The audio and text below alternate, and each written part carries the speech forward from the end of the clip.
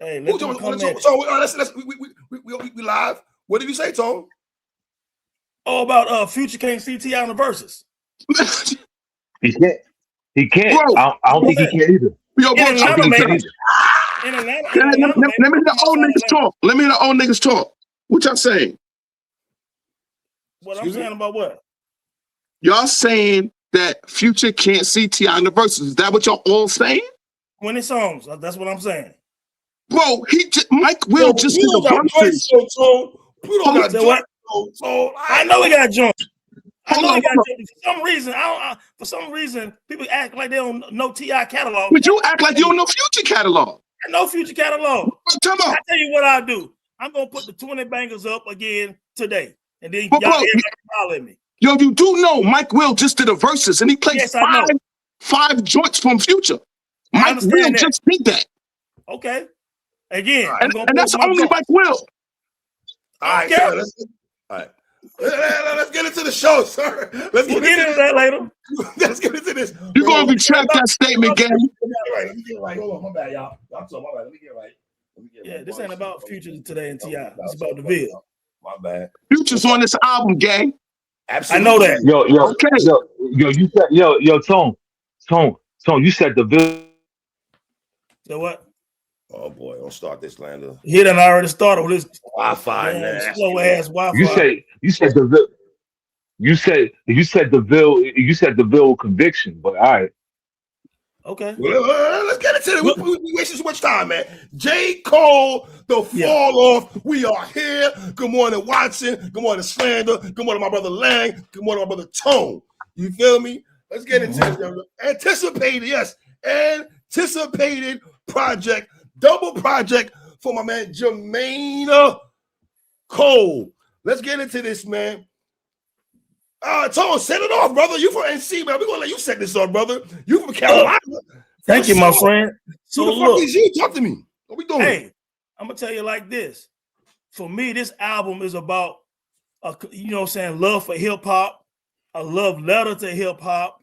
It's for real hip-hop heads. You know what I'm saying? It's also saluting North Carolina, of course, Fayetteville more than anything else. You see that on the album cover.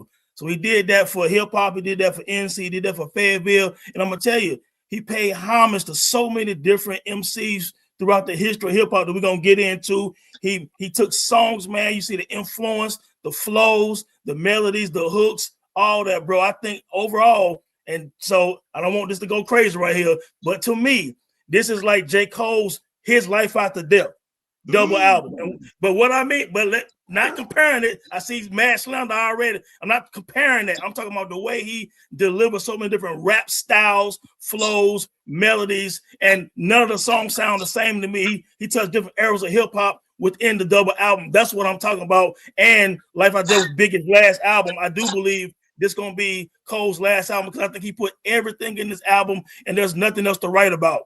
He talked about everything Fayetteville related, growing up, his family, his faith, his kids, everything. And I know we're going to break all that down, but I thought he did an outstanding job, man. All right, let's go ahead, man.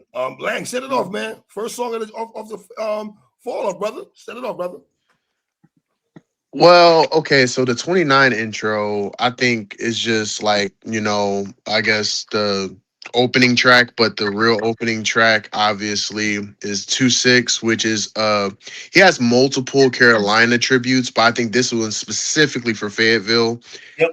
It honestly caught me off guard because I'm not used to him rapping over that type of beat or whatever, but extremely up tempo. I feel like the first disc has a lot more of the up tempo tracks. I thought the rapping was phenomenal. The production was dope. I thought it was a really good opener to the album. I thought that, he killed that beat. He killed it to me. So I really enjoyed that opening track. All right. What you got, Watch? I thought it started off slow, but by the time he got to the second verse, I thought he started spazzing out. He picked up pace, and I thought this was a very decent, solid start to the album. Okay. I think it was a very great way to start the album off. I'm very big on intros, right, and everything. That's my 29 intro, right? I want to make sure we're on the same page, right? Well, no, 29 intro was like 29 intro was like, it was like a prelude of like shots happening in the park. The actual first song on the album, the first disc was 2-6. Yeah. All right, so let me go ahead to 2-6 song produced by Homage. I know he dropped the video for this song also. I think something that Tone said about the flow pockets that this brother goes into, man. Bitch, you was good in school. Why you hiding your intelligence? I remember when you was getting A's. Now you failing us. Like, I thought JCole set this shit off lovely with 2-6 and everything like this, man. What you got, Slam? I like it. I think it's fire, but it also gives me it gives me kind of Drake vibes too. Like there was a song on Drake's last album. I forgot the song. It just kind of gave me that. It was a dope song, but it gave me kind of Drake vibes a little bit. If that Are makes you sense talking to me. about the beat or like the way he was rhyming? Must be talking about the beat. The beat, and a little bit the way he was rhyming to his tone and everything. I mean, it was cool. I like it. You know what I'm saying? But I mean, it's cool. Like, I fuck with it. I like it. But I mean, it gave me Drake vibes a little bit. Let me ask you brothers That's all. around the corner. Watson, starting with you first. Cole said, caught a lot of bodies, so my closet got skeletons. Don't believe me. Call your favorite rappers for the evidence. Do y'all have an issue with him saying that? Because people had issues. Oh, he can't say this on this project. Cole can't talk about being the best MCs. He can't talk about doing this, that, and the third. Do y'all got a problem with that particular bar? I don't have a problem. I do. Of course you do. I do. What's the problem? I do. Why you can't? I mean, I was trying to listen to it without just trying to forget that he apologized, but I just can't. It's like, again, it's like somebody hitting you and you don't hit back. You know what I'm saying? Like, and then the thing is, he initiated all of the contact as far as with him, Kendrick, and Drake. He was saying little stuff about, whatever. And when it was time to get busy, again, he folded. He ran away. There's So no Slander. justification for it. So There's Port no Antonio didn't justification have for it. you don't. So Port Antonio, Huh? that song didn't matter when he described his perspective. You don't care about that still, right? You still stuck on that. Nah. I don't at all. I don't. Yo, Tone. Listen, just hear me out. If me and you get into it, right? Like, or like if whatever, and I'll be like, yo, you talking shit to me, right? Like, yo, slander this, slander that. Then when I be like, yo, all right, let's go outside. And you like, nah. You know what I'm saying? Now you making excuses why you can't come outside. That's exactly what he did, yo. There's no justification for it. I don't care how y'all try to spin it. So you can't get past it. Nah, I It's try. Nah, I can't. it's Because tough if that was anybody because else, if that was anybody else, we'd be having a different you know what I'm saying? We wouldn't be justifying nothing. I don't understand that. We try to, like, They don't we think gotta about hold just everybody it's accountable, old. yo. It's old Huh? now. It's old now. What was still talking about? The shit was 2024? Nah, bro, it's not That's old. not. It's not old. That's It's still not in old. It's everybody's not old. consciousness. You We bugging. It's still not talking old. about that, It's bro. It's Everybody not. I know who talks hip Listen. hop, we still talking about that. Every time we It's talk not about old. You Cole, know It's why? too bad then because you Because can't enjoy his shit he nigga never 2024. copped addressed out. it. This is the first time So hey, Nigga copped out. if Representing you the can't pimp. if you can't Representing the enjoy hip pimp. hop, he copped then you out, can't yo. enjoy. You can't justify that, man. All right, I ain't Yeah, justifying go it that. ahead. would be. I ain't gonna front. Well, Go can I? like that. Let me what you gotta No, say. I was just gonna say, like, me personally, I feel like we've seen him go bar for bar with other like top lyrical MCs though, and that's why I feel like he has a case of like still having that claim because like not many people can go bar for bar with Ab Soul, Daylight on the same track, go bar for bar with Royce on the same track. You know what I'm saying? So for me personally, like he still showcases prowess as a lyricist. So and every rapper has bravado. So like even if you want to say like he backed out of the Kendrick thing or whatever, it's like he still showed that he's one of the best lyricists in rap with his run. So I don't understand how like that disqualifies him. You know what Here's I'm how you saying? Like, You understand it. He cannot doesn't claim. believe You but it. Noah cannot. Watson, he would say He some doesn't of the believe He P.Y. it. doesn't names believe is it more either, He though. doesn't believe it though. lyrically sounding. He He doesn't didn't believe say he's the he best. didn't believe that shit. One at a time. Come get sound crazy. Get watch. Cole doesn't believe he's the best. That's why this is a great album. We're going to get into it. I really enjoyed this album. We will get into it. Can I say But something the else? overall rating of this album is going to suffer because of his defining moment. And the biggest moment in hip hop with the three biggest artists, he decided he ain't want no parts of it. So look, I want to ask y'all a question. So a rapper, an MC, should not talk about their skills and they're better than the next man. That's Bro, what we have in our hip hop. he didn't do that on this album. He displayed his skills, like I said. Talk his shit. I don't know what Yo, these three, niggas- like I said, He can talk his shit. he displayed his skills on this album, and we're gonna give him his props for that. But you But just there's said certain just now, songs where you he don't jumped rank out him the more window. because the battle. Get on. So Watson, you basically saying right now, whatever you was gonna originally give this album as far as like Mike, and you dropping shit down from some old battle shit. So you're not basing just on the album, you basing how you feel about that. Absolutely. Like if it's 5, he goes down to a 4. Yeah, that's bullshit, man. Absolutely. Because you're not ranking it on the You music. got the points. I am ranking it on the music. Points before he had a You're project. on the music. I am ranking on the music. I wrote down every song, went down everything. J. Cole's gonna get his props. But at the end of the day, I know, J. Cole, this is not who you are in your heart. You don't believe you're the best, Cole. You don't believe that. I don't believe that. I strongly don't believe that. So because he didn't want to go to battle, that means insecurity issues a rapper now. That's what he has. Yo, listen. He threw rocks, and then when he got caught, man, we he ran away. He ran. Everybody is. Everybody is. It's too bad. Some of y'all. Everybody is. Fellas, let's move on. We're going to get mad to talk about it. I love the energy. This nigga DeVille copping out. Relax, Negro, relax. Slander, safety song. Let's go. What you got? Track 2, safety song. I like safety. I like it. I think again, yo, he's dope, man. He can rap.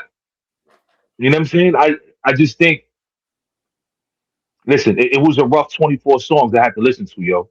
You know what I'm saying? It was rough listening to it. Yeah, it was rough. But it's a good song, man. You know, I like it, but I mean, okay. I'm not gonna, like, you want me to it's nah, man. It's cool. Like, it's what he does. Like, he raps and he's dope. But unfortunately, it's got points. Every song or points are getting shaved off. You know what I'm saying? Man, we can't assess this album the right way, bro. Yeah, so here's what I'm gonna do. I'm not deducting the goddamn points of this song right here. Safety song, very soulful beat, gentlemen. 3 verses from Cole, ripping 3 verses a lot through this whole project. If you want to get in that bag right here, right? This man's being storytelling. Hey, Joe Buttons, I don't give a bumba rock cross clot if you don't like storytelling. J. Cole, I love your storytelling, brother. Okay? He gave me Nas vibes on this song. You hear me? Nas vibes. This gave me One Love, Nas vibes listening to this song. Shorty Wop, One Love. I feel like Cole was reading a letter from his man doing a bit and everything like that. Then you got the Queen Latifah sample. Yep. Talk to me, man. What we doing? Look, man, this reminds me. This is y'all like the boom bap. So this the boom bap shit right here with the soul type samples. He did. You like the boom bap too. You like the boom bap too. Of course I do, but I ain't stuck on it. You like the boom bap too. That's all you can handle. Actually, you love the boom bap. You don't like it. You love it. Of course I do. We're on the same page. Of course I do. But anyway, great song, great track. You know what I'm saying? Vibe on. I love the sample. I like the way he rhyme it. It is like his version of One Love. You know what I'm saying? And he's gonna do a lot of versions of dope songs that came out throughout the history of hip hop. Which again, like I said, this kind of like his love letter to hip hop. So yes, it's a smooth joint, man. It sounds like some old warm up or the come up J. Cole. You know what I'm saying? Some of those beats and some of those melodies from way back his early work, Friday Night Light type shit. So I thought it was a real dope song. What you got, Watts? This is pure storytelling. He told it from the perspective of his homies. I consider this a concept song. This was very creative. This is a great song to showcase his lyrical ability. Okay, Lang, what up? One of my favorite songs on the album, and one of my favorite songs on the first disc. Truthfully, I feel like he started off really strong with these first 2 opening tracks. Like everyone mentioned, very reminiscent of Nas One Love, you know what I'm saying? From speaking from multiple perspectives, 3 different perspectives, 3 verses. It just flows smoothly over that track. I thought it was a beautiful opener, or beautiful first 2 tracks. All right. Slander, what you got, man? Run a Train, man. Featuring Future and Tim's. No, like that's the other track. Yeah. My bad. Run a Train, go ahead. Yeah, Run a Train, right? Is that's where we on, right? Yes, Yeah, sir. yeah, I like it. I mean, dope storytelling. I think listen, he displayed a lot of like a versatility. You know what I'm saying? And I'm a storytelling guy, so I'm gonna give the song at least 3.5 mics. I like it. It's dope. You know what I'm saying? You know what I'm saying? What What I you said, got, the Tony? song is 3.5 mics. What you getting mad for? What you got, Tony? Look, man, I thought it was a great song. Don't love the hook. I don't really love the hook. That's the only thing take the song from being flawless to me. I like the flow on it. I like the beat. You know what I'm saying? He doing a lot of reminiscing on it. Just again, this is a concept pretty much album. It's storytelling throughout, and it's just another smooth flow, smooth story. A lot of reminiscing. He does it a lot throughout the album, talking about Feb, the Ville and stuff. But just reminiscing about his life, man. So this just to me, it flows good with the last song. Like I said, don't love the hook. If I have any critique of the song, but the actual song I thought was dope. What you got, Watts? Pluto was on the hook. I thought Pluto gave him a very aggressive hook. So I like Future's hook. I thought J. Cole spazzed out on this song. I thought he lyrically spazzed. I thought it was top tier lyricism. So this song was Cole really showcasing what he's about when it comes to this rapping shit. Again, Future on the hook. I love Future on the hook. I love that shit, man. I ain't mad at you. I never liked it though. I love the drums. Vietnam, you my heart. But at the same time, if I'm being honest, I can feel that flame dying. Yeah. I thought Cole's second verse was the best verse, man. Since I was a pipsqueak, lean on survival instincts on back streets where they tearing up hearts like them guys in Instinct, codeine in a soda, dirty pop, and plus I thought elite rapping from JCole on this song. I like this song a lot, a whole lot. I played this song a lot this last couple of days and everything like that. You know what I mean? Lang, did you go already? No, I was just gonna say like I really enjoyed the track as well too. I think that this track ties in the concept of the first disc in general. Right. Like the first disc is called disc 29, the second disc is called disc 39. So obviously his mindset at 29, this was around the same time he was working on or releasing Forest Hills Drive. And a huge rollout of that was him returning home. So I think that just captured the overall concept he was going for the first disc. So really enjoyed this song as well too. Lang, I'm staying with you, man. Give me poor thing, man. Staying right with you, guys. Whew. One of my favorite beats on the first disc. I thought he killed both verses. The second verse in particularly though got the most conversation because they're trying to figure out who he's talking about. There's actually a guy that he knows back in the city that released a diss track and was pretty much violated. I mean, he pissed on the side of the man's house, you know what I'm saying? The same house that, he lets single mothers live in. He did a whole diss track and all that. And he was rapping with vengeance on the second verse, but the first verse was crazy. More storytelling, more elite lyricism, just his flow pockets too. Like one thing that he showcased in this album outside of the punchlines and stuff like that is his ability to rhyme, and not just rhyme, but keep that same 3-syllable, 4-syllable, 5-syllable rhyme pattern for an extended period of time. That is pure mastery of the craft. So really enjoyed the track. Thought the production was amazing. And when we heard the snippet, I knew it was going to be good, but it was actually better than I thought that it was going to be. So I really enjoyed the track. Slam. Where we at? Legacy? No, poor thing. Huh? Poor thing. Poor thing. I like it. I mean, again, there's great storytelling. There's great storytelling throughout the whole album, man. I like it. It's dope. Again, it's about, I like the hook. It's cool, man. I mean, I kind of agree with y'all on this one. You know what I'm saying? So I like it. It's about, again, I got it as far as just a song and just the one particular song. I got it about 3 mics, 3.5 mics, 3 mics. It's cool. What you got, Tone? Dope song, man. It actually get better with every listen, man. It's one of the ones for me. I thought it was good when I first heard it. After I heard it 2 or 3 more times, I'm like, man, it's really, really growing on me. And yeah, that second verse, when I heard, I rewinded twice. I'm like, yeah, this personal right here. You know what I'm saying? There's some time when you tell cats making up some stuff. And you can tell when the cat, like, it's an experience with this situation, you know what I'm saying? So I was like, yeah, that's definitely had the fire in his voice, and that joint had that aggression, you know what I'm saying? That's why when you hear him doing stuff like that, that's when they say, okay, that's in his bag, man. And you can know he can rhyme, he can battle if he really want to. And I know we talked about it already, but anyway, he was really going that dude for real, you know what I'm saying? So, and I'm sure people in Fayetteville, just to your point just now, the streets buzzing about a song like that. You know what I'm saying? I'm sure because they had a listening party in several spots downtown Fayetteville on the 6th. You know what I'm saying? So I'm sure that's one of the ones cats that grew up there was like, yeah, we know about dude. You know what I'm saying? Or maybe he heard it and it sparked him again, But I thought it was a dope song. Watch, what you got? This is a 3-verse song. Yes. You could hear the emotion in it, how he felt. He did a lot of rapping. He had some melodic flows on here. I like the way you could tell that he was rapping this with passion, because in one of his verses, he kept flipping punk bitch, and then he'd rap punk bitch, and he kept rapping it. So you could be like, yo, this dude is really pissed off. So this was absolute. He needed to vent and get some frustration off, and he did it. He did it on this song. Yeah, I like Poor Thing a lot, man. Picture my soul climbing out of infinite holes with niggas down with pride. I live for the dough. And one thing I love about Cole, man, the nigga be having these ill one-liners, man. Mm-hmm. Like post-traumatic stress on an immature brain. And then we forgot the sample, a little Boosie voice and everything like that. In the middle, yeah. The hook is kind of self-explanatory, right? I know we talk about the second verse, guys, but I thought the second verse was kind of short. The third verse is long. Yeah.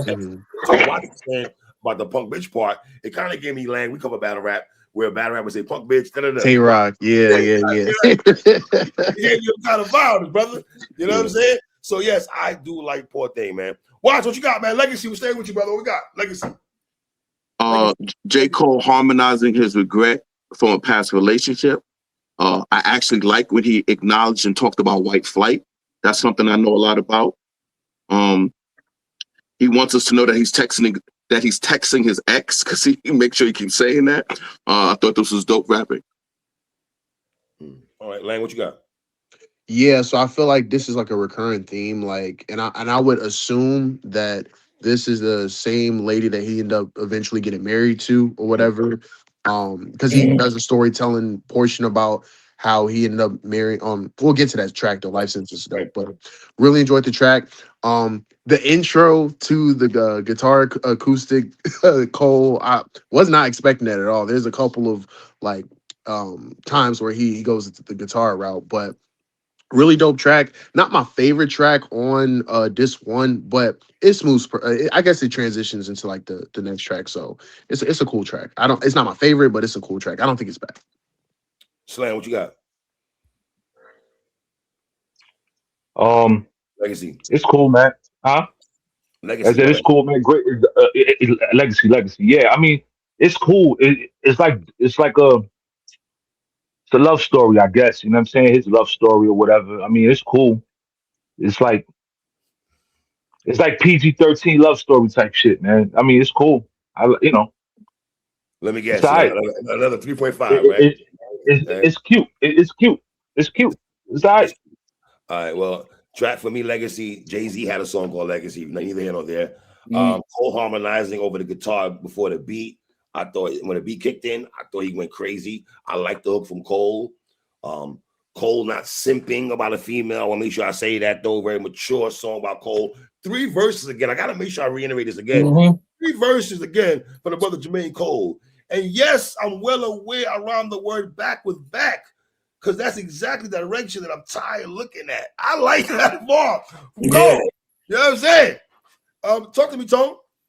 Look, man, this is one of my favorite songs on the first disc, personally. Okay. You know what I'm saying? Like, I love the melody. It almost gives me some of that Foreign Exchange vibe, the way Cole was harmonizing. Kind of remind me of Fonte a little bit on this track, man. And the music felt like some Foreign Exchange to a degree, like that connected Foreign Exchange album. So this kind of melody kind of hit me. Then he said that joint, so busy looking back, I can't see what God has in front of me. You know what I'm saying? Yes. And that stuck with me, because that's real life for any person. Sometimes you so steady worrying about the damn past, all these blessings right in front of you, and you're not in a rush to get to them blessings, man, because you too stuck living in the past. So I thought that was a dope line, which he had so many other dope lines, man. But yeah, absolutely love this song. This is another one. When I first heard it, I was like, yeah, I like it. I'm riding to it. But as I listened to it 2 more times yesterday, I was like, it's the melodies and stuff, man. Really one of my favorite joints on first disc.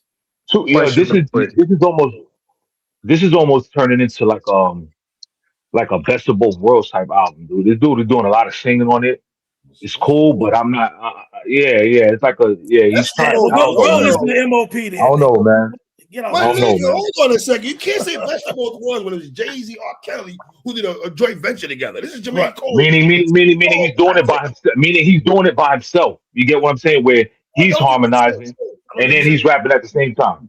So where does the correlation with R. Kelly and Jigga Man come at? I'm trying to I'm understand. saying he's doing like a kind of a best of. He's rapping and harmonizing at the same time. He's singing on That ain't different nothing new. tracks.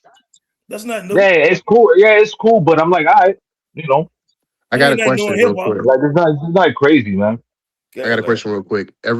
So from the intro track to now, we can say there's no bad tracks so far. Can I we would say agree. that? I don't know. Are we in agreement? I would agree. Ain't no It's bad not a track. bad track to me. Watson, Slander, Tone, how y'all feel? To the brother's So next far, question. so good for me. The first disc is Sir, we're talking better about than the first song, sir. There's a couple of the song we talking yeah. about. The first few songs is cool, yo. You know what I'm saying? They're not trash. They're not trash. Thanks for insight. It's not trash. Watson, where you at with yours, brother? Yeah, what you want me to, they're What not trash. what song we on? No. How you feel so far about the project? What Lang is saying so far with the couple of songs that we reviewed so far. Dope rapping. All right, so stay with you, Watson. I mean, Lang, let's go ahead. Yeah. Bounce Road Blues.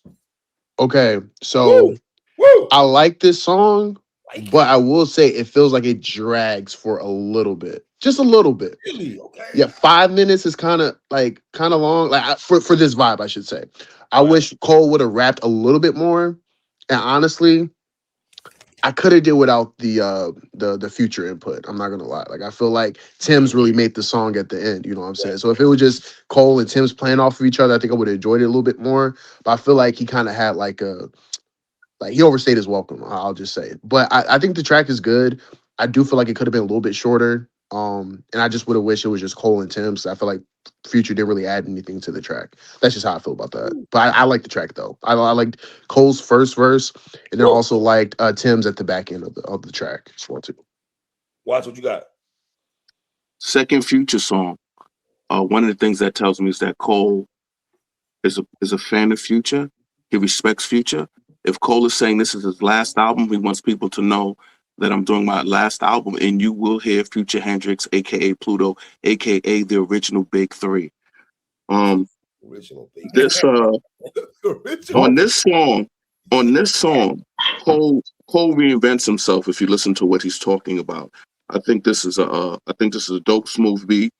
I actually don't know how do I judge Future singing Usher song when I immediately identified as Usher. I don't know how I feel about that. And Tim's, I'm not into her music like that, so this song was okay.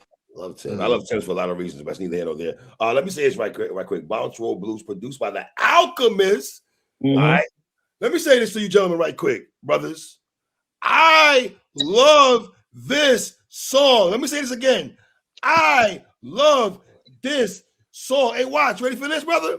You and I discussed before the show if my man Jermaine Cole would do political views, because according to Joe Biden, no one's talking about political views and what's going on in the world of today, whether it's ICE situation, political views, Capitol Hill, sir. But guess what Jermaine Cole did? Yes, he went into that bag. You ready for this? This is Rhyme of the Month material right here. I'm sorry. This is Rhyme of the Month material. All of y'all niggas is pussy. You shoot at the ops and run from the cops, and I still don't get it. I ain't suggesting you fire your weapon at 12, but hell, why in the fuck do we feel that niggas that's looking like us who deserve to be killed? Meanwhile, Capitol Hill been making it easy for them to go stuff in cells. This nigga is amazing. A lot of rhyme quotables on here and everything like that. Cole went from harmonizing on the verse, then he'll go back and forth to regular rapping. I like that shit. Did y'all niggas peep that shit where he's rapping? Yeah. They go Yeah, it was a lot of switches for sure. Yeah. Fire. Creative. Third verse, you got Cole and Thames going back and forth. I appreciate it, man. What you got, Slam? One of the best songs on the album for me. I got it. You know what I'm saying? I like it. Same thing. It's the best song up until now. Like it's the best song right now. I like it. It's dope. Okay. It's Tone. dope. I'll give it as far as just a song alone. I'll give it body 4 mics. I get that track with 4 mics. Good to see You know what I'm saying? That mics to 4 mics. Yeah. 4 mics. Yeah. Mhm. It's very good that He you finally went got 4, huh? You finally got 4 for you, brother. What you Yeah. got? I love that beat, man. You know what I'm saying? It got me going, man. The beat is real dope. A+ rapping, like you said, man. The wordplay is it's stellar, just like the wordplay on the other songs leading up to this one. I liked it the first time I heard it, man. It gave a nice, you know what I'm saying, change of pace a little bit right here, getting close to the end of the first disc, man. So and I thought also up to now the songs are sequenced very good. You know what I'm saying? And this didn't throw it off. It just added to how good this first disc was sequenced, man. But I just thought it was a dope song, dope wordplay. Not mad at it, man. Got a little bounce to it, man, when I'm riding. So good song, man. Dope song. It was sequenced really good up until a certain part, and we're gonna get to that part towards the back end of this one. Oh, Lord, I know exactly what you're doing. Why? Where you at? I talked about the song. I was the first person to talk about it. I apologize. I was gonna let you set off. Who the fuck is you? My bad. Pardon yourself. Yeah. Who the fuck is you? You're likewise tired of rap guys. That's okay. I'm rapping. Drop a gem on them. 60 G's worth of gun clapping. So he's rhyming over. Drop a gem on him. I would say 55% of JCole fans don't know that. I believe that in my heart. I didn't even know that. What kind of percentage? That's just my belief system. He just made some up. I thought that the hook, I thought lyrically, JCole left Earth. The way 3 that you went crazy over the last song and the way he was rapping, I believe because he loves New York hip hop so much, he doesn't hide it throughout this whole album. He made sure when he does the songs from Mobb Deep, because this is another Mobb Deep song he does, that he raps his ass off. And JCole rapped to prove this is where the verses of the month go. 3. It starts with this song, verse of the month. It starts with this song. 3. So well, it can't because we already know who got verse of the month for the mixtapes. We already know who got verse of the mixtape, Negro. From the mixtape, brother. So I'm talking about on this album because we're talking about this album. They try from the mixtape to the album. That's all I'm saying. All right. 2 different beats. First beat is Drop a Gem on Cole Spats Out. I want to be very clear. I hate the hook. I hate the hook. What it is, ho? What it is, ho? What it is, ho? That does not coincide with Drop a Gem on him. So wait a minute. Well, hold up. I'm telling you. A hook that's going, what it is, ho? What it is, ho? On Drop a Gem does not work. I'm also saying, lyrically, JCole left Earth. 2 things can be true at the same time. JCole lyrically leaves Earth. To me, it's his best rapping. The beat changes. Then JCole spats out some more. This is a dope song.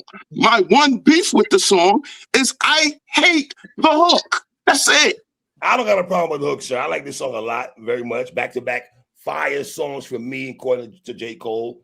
In interrogation rooms getting questioned by Zane Lowe. I appreciate that, boy. Because me and Watson, we dog walking that brother right there, Zane Lowe, as much as we can. So, Cole, thank you for taking shots at Zane Lowe. I really appreciate it. You suck-ass rappers that want to go to the Zane Lowe. Get out of here with that bullshit, though, man. Tone, what you got, man? It's a dope ass song, man. Of course, he's paying homage to hip hop. He's paying homage to Mobb Deep right here. Killer flow, some of his best rapping up to this point on the album. You know what I'm saying? The hook for me, unlike Watson, it makes perfect sense because at the same time, giving love to the North, he giving love to the South with that type of hook. I'm from North Carolina, and those kind of songs pop off down here. So he did his job on that flawless song to me. Flawless, agree. Lang. Nah, I really love this song. This is another one of my favorite tracks on this one. I knew it was gonna be like special from the snippet, you know what I'm saying?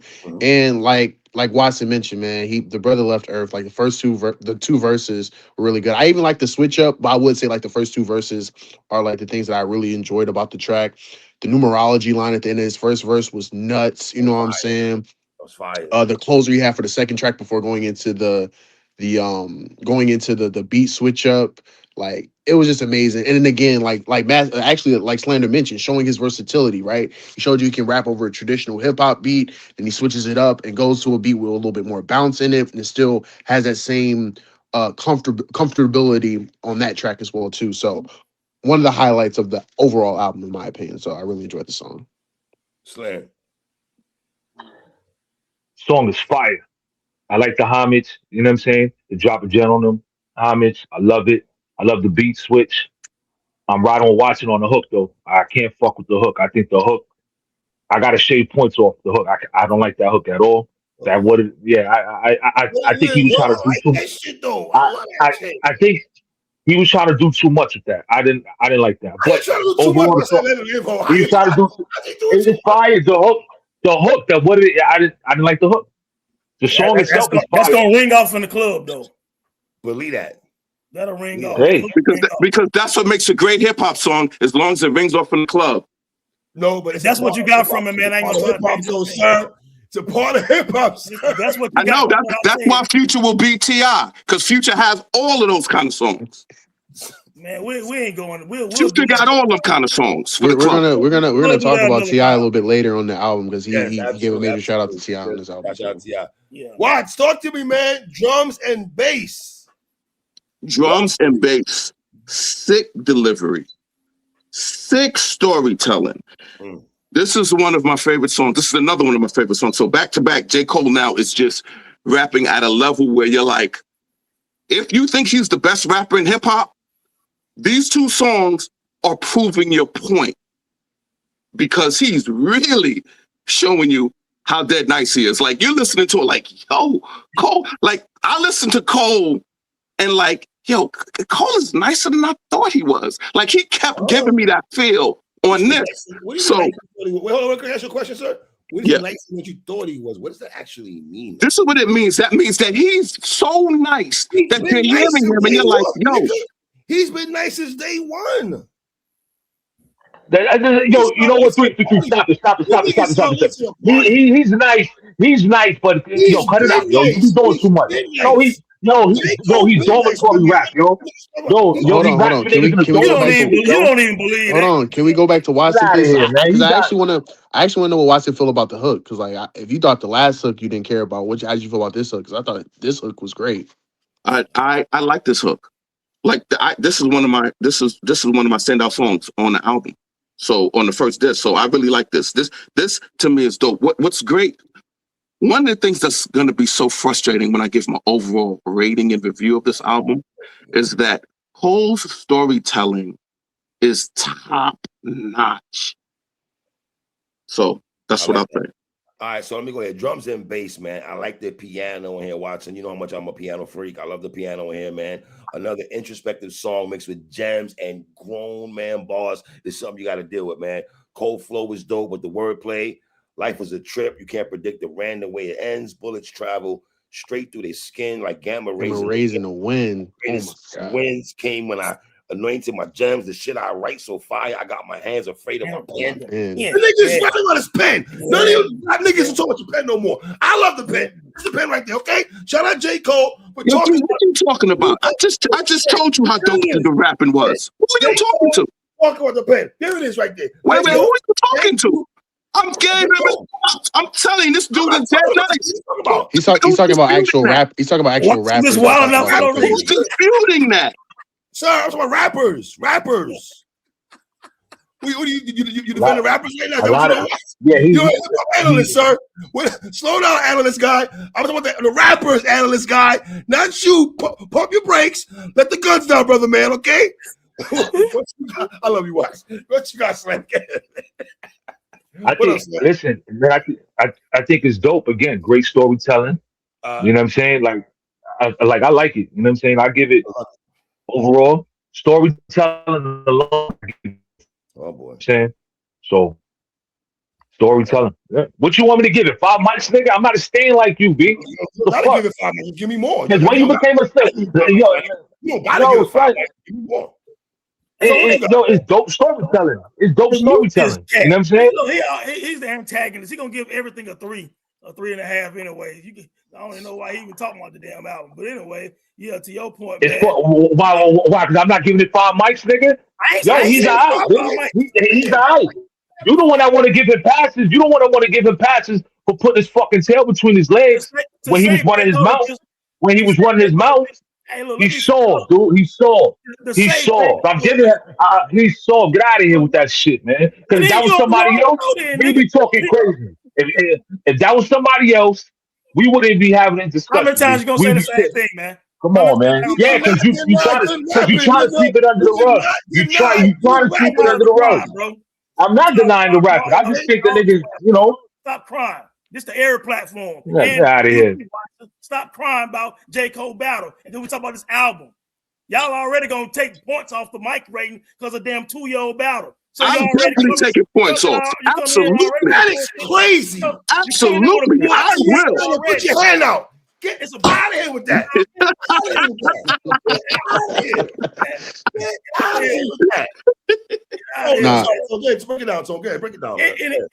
Anyway, the piano, I love piano. So that was dope part for me. Smooth melody, you know what I'm saying? Elite storytelling. And like you said, he went back talking about that pen. And the thing is, what I like about that is too many rappers now always saying they're going in the booth and coming off the dome. Well, your shit sound like you ain't putting no effort into it. JCole pen is sharp because you can tell he's writing that shit. He's scratching shit out. He making sure that pocket is dope, them lyrics right. You know what I'm saying? He did it. He's a student of the game. He's a student of writing. The reason why Nas and Rakim and all them are great. That's what Cole is, a pen shifter, man. You know what I'm saying? That's what he does. And he just did it again on this song. He might did his best rapping on this damn song. And we said that several times already because the rapping on this first disc is elite, regardless of that silly shit Slander saying. He ain't all right, nigga. Ain't nothing all right about JCole rapping. Nothing Back again. To pick back again. I thought Cole's second verse when he talked about mothers crying on steps, that whole concept that he did, I love that shit, man. Yeah. He should be doing more for the community and know he's living his dream. He impacted so much in that second verse, in my opinion. But evidently, when you're the greatest rapper of the century, does anybody got a problem with JCole saying, but evidently, when you're the greatest rapper of the century? I do. Go ahead. I do. Of course they do. You asked, does anybody have a problem with it? Yeah, I do. I have a big problem with it. But I just want to get through the songs and we talk about it. And we could really dissect, afterwards. But if you want to know, do I have a problem with it? I have a big problem with him saying that. Zero. I got zero problem with it. We already know. You already said you're going to take points off this album for something that he did a year or two ago. So we know you got a problem with it. Just like you got Kendrick Lamar's the greatest because of what he did 2 years ago. I ain't say it was the greatest. Was the greatest. I really enjoyed the track, man. I feel like there was a beautiful marriage between the beat and how he was rapping. And like, if you look at the nuances when like the beat kind of stops, like the piano loops is going, and he's just kind of almost at this acapella type rhyme pattern, and then he goes back into the beat. Like, he did a lot of crazy stuff on this song. I really enjoyed this song. Another really great song. And then we kind of take a dive. All right. Take a dive. I got you, Lang. Yeah. Let it out. Cole, this ain't for me, brother. I ain't gonna lie to you. This song is not for me, brother. The beat and the flow go together. I like the breath control. It's not whack, but this ain't one of my favorite songs, brother. I'm not gonna lie to you, man. If I had to pick a song that might not make my playlist moving forward, it's this song. Let it out. That's how I feel. Watch, where you at? The Let Out. We're going on the Let Out now. Yes, sir. Yes, sir. This is a phenomenal storytelling song. He talks. Did you say wow? Yes. Wait a minute. Wait a minute. You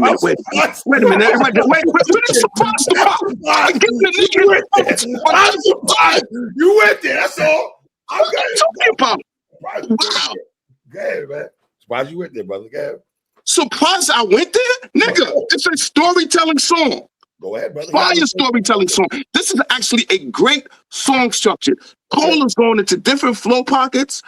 He's talking about being in the club, how he wants to get home safe. I like how it ends with that guitar loop at the end. Like, this is a dope song. Storytelling. I appreciate him showing his level of an MC. And you wowing me to acknowledge it when I'm hearing. So I'll try to not acknowledge what he's doing as much as I can now. What you got? So here's my thing. Like, first off, as soon as you hear like the mariachi type sequence, you're like, okay, what is this? Like, it's like it only took 1 second for me, like, oh, he's going a different direction. And sure enough, he went a different direction. To Watson's point, I do think the concept is nice. I do think that he is showcasing storytelling once again. The execution is what's killing it for me. Like, I don't really care for the vocals on this one. The hook just didn't do it for me. I do feel like he tried to like emulate Bone Thugs and Harmony with the little flow pockets he was doing, and I thought that was kind of cool. But I don't know. Like, I like the track itself, the production. Actually, the production itself is really good. Like, I feel like this could be like a songscape that you could put on a movie or something like that. And I feel like with the storytelling, that probably enhances it for people. But me personally, the vocals wasn't really that good, and I thought it dragged a little bit too. And I feel like this is like kind of bad placing. I don't know where exactly he was supposed to place this, but like we started off extremely hot, like who the F is you, and like all the way down. And then we get to this part, just like, like I kind of wish you would have just stayed in that same pocket. So maybe it's just the way it was sequenced, but I love the sequence. I actually love the sequence because I think this is a super dope song. So I actually like the way this is sequenced. But Slander. this is my least favorite song on this one. I'm just saying that. What else, Slander? One of the worst songs I've one of the worst songs on the album. From I'm talking about everything. The storytelling, yeah, he tried to be creative with it, but the production was trash. I didn't like it at all. That was a skip for me. I skipped that song. I didn't like that shit whatsoever. Okay. I appreciate the what he tried to do, but I mean, like Lan said, the execution, I didn't like it at all. Okay. I skipped that song. Don't you good? Yeah. Oh, I love the song. You know what I'm saying? Okay. I love the production. Okay. I love the production.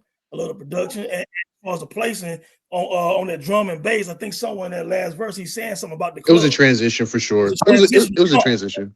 So in that regard, I thought it was placed perfect. He was rhyming about leaving the club on this track before that, and now this track is about leaving the club. You know what I'm saying? So, and he talking about, and we all been in certain clubs, certain environments, and you chilling outside for a minute. Then it's like, all right, man, I know them cats over there, and at some point they gonna be trying to stick somebody up. You know what I'm saying? And I ain't got my thing on me. Let me go and get up out of here safe. You know what I'm saying? So I thought that was dope. I'm a huge Bone Thugs fan, so he was in that Bone pocket a little bit with that flow and the harmony and stuff. Thought that was very dope. And again, same way he paid homage to like Mobb Deep and stuff. Right here, he's paying homage to like to Bone Thugs to me. You know what I'm saying? Again, paying homage to hip hop. So I thought it was a great song, great placement, everything.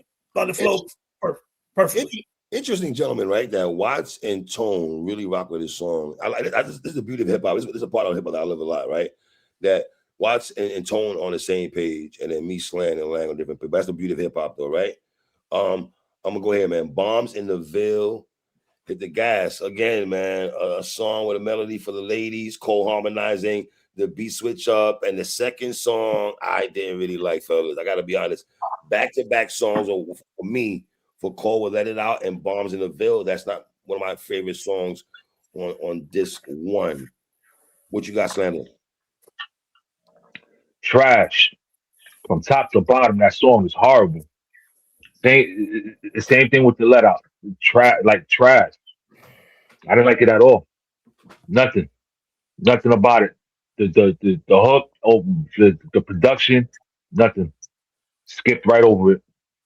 I couldn't tolerate it. Certain songs on these, I'm gonna get to the songs that I like. You know what I'm saying? There's one or two songs that I had on repeat, maybe three. But other than like, I'll get to it. But I mean, Yo, man, it was a tough 24 listens, man. I had to fucking listen to this shit. What do you, 24 I don't songs. understand that word tough though. What does that mean? To me, when It, you when it, that it, word was, tough, it was rough. It was you rough. like This is the you're most. sitting there trying. Oh my god, I can't wait to get through this. I'm This is struggling. the most. Yes, yes. I This is don't the get that most. vibe at all. This is That the is most I've listened to JCole, and I don't know when, yo. that's your damn fault, Usually it'd be bro. like one and That's done. your fault. Usually he'd be like one and done, yo. Nah, it ain't my fault. That's your fault, It ain't nigga. my fault. He's dormitory rap, yo. He's Yeah. like I don't even know I what the can't. hell that means. What does that mean, He, dude? That's he, he rap.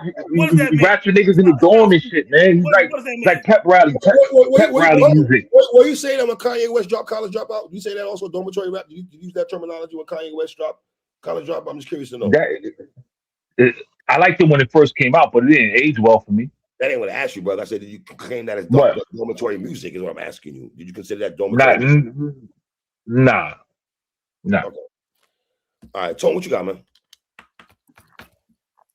Which song again we talking about? In the Ville. For me, I thought the song was dope, man. You know what I'm saying? I like the way he was talking about. There's a lot of self-reflection in that song. And even the part where he was talking about, I guess, looking at himself in the mirror, looking at his younger self and all that, and then saying, and also thinking about his sons and you ain't make no mistake. You know what I'm saying? So another introspective song.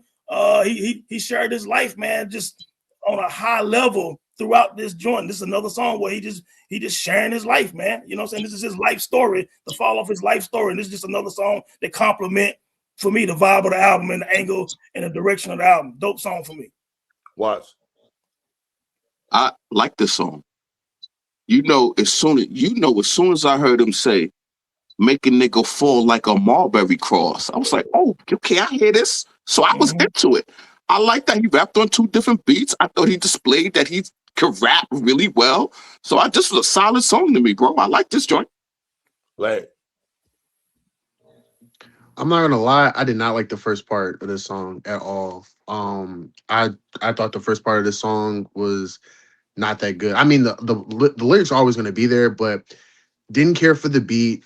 For sure, didn't care for the high note he tried to hit at the back end of it. That I was like, But here's the thing: I'll give him credit because I feel like if this is gonna be his last album, why not try some new things? You know what I'm saying? I actually did like the second part of the song though. I thought he was flowing really good on the second because it was a different type of beat.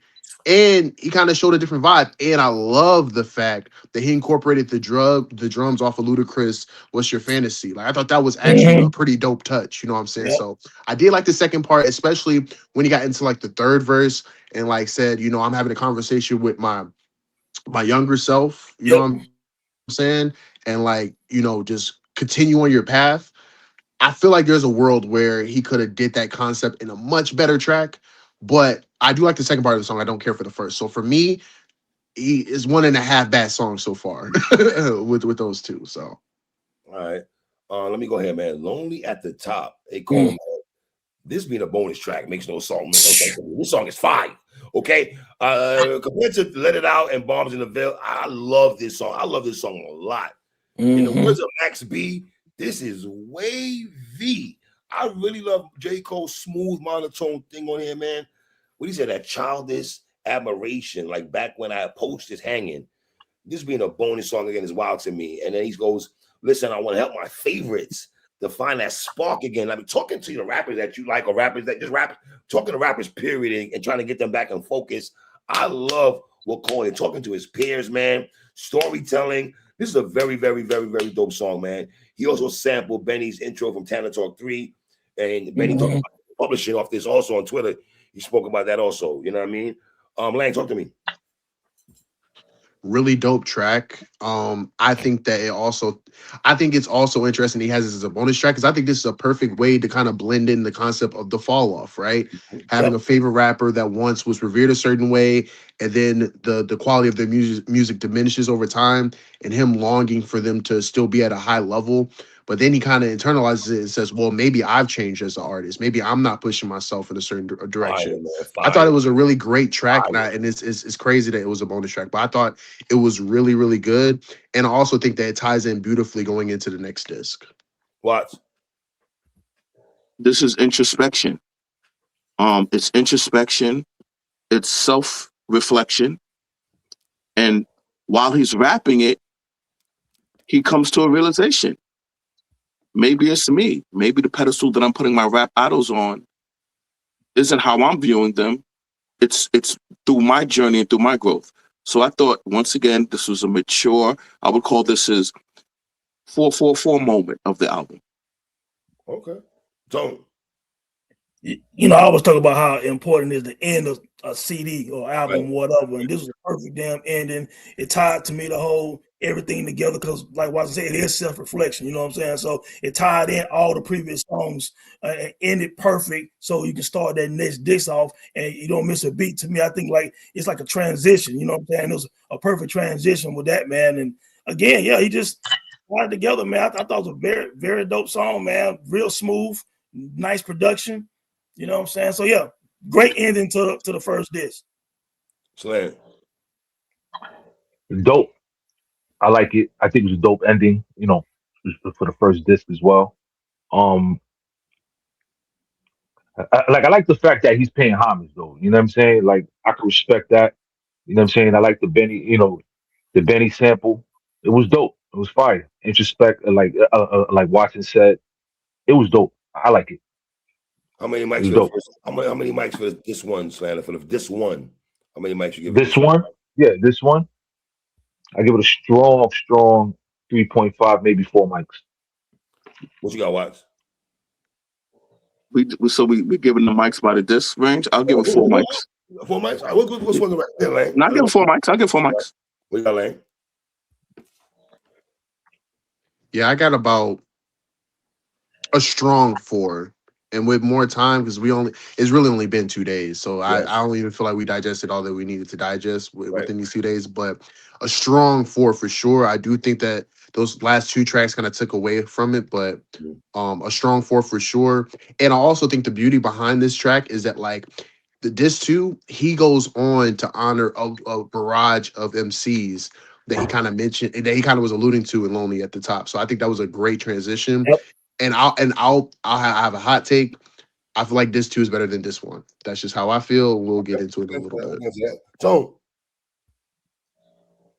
I'm gonna give it a 4 right now, but I'm gonna tell you what, each listen for me, just the way he put these rhymes together, man, in this story of this first disc, it gets better and better. So I would not be surprised if my opinion don't change on it. I mean, change for the better, of course. But yeah, at minimum, it's a 4.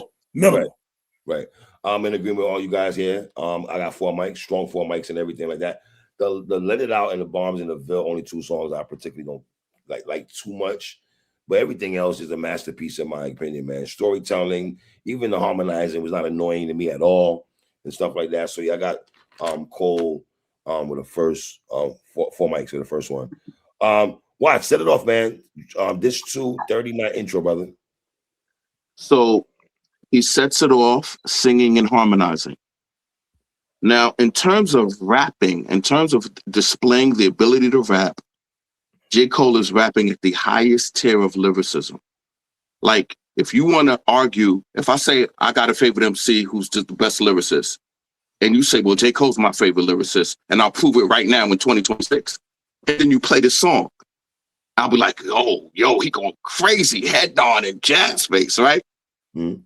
But there's a big fucking problem with what he says that cannot be overlooked. Are you gonna Then tell the us? beat switches, and Cole says, I'm number 1.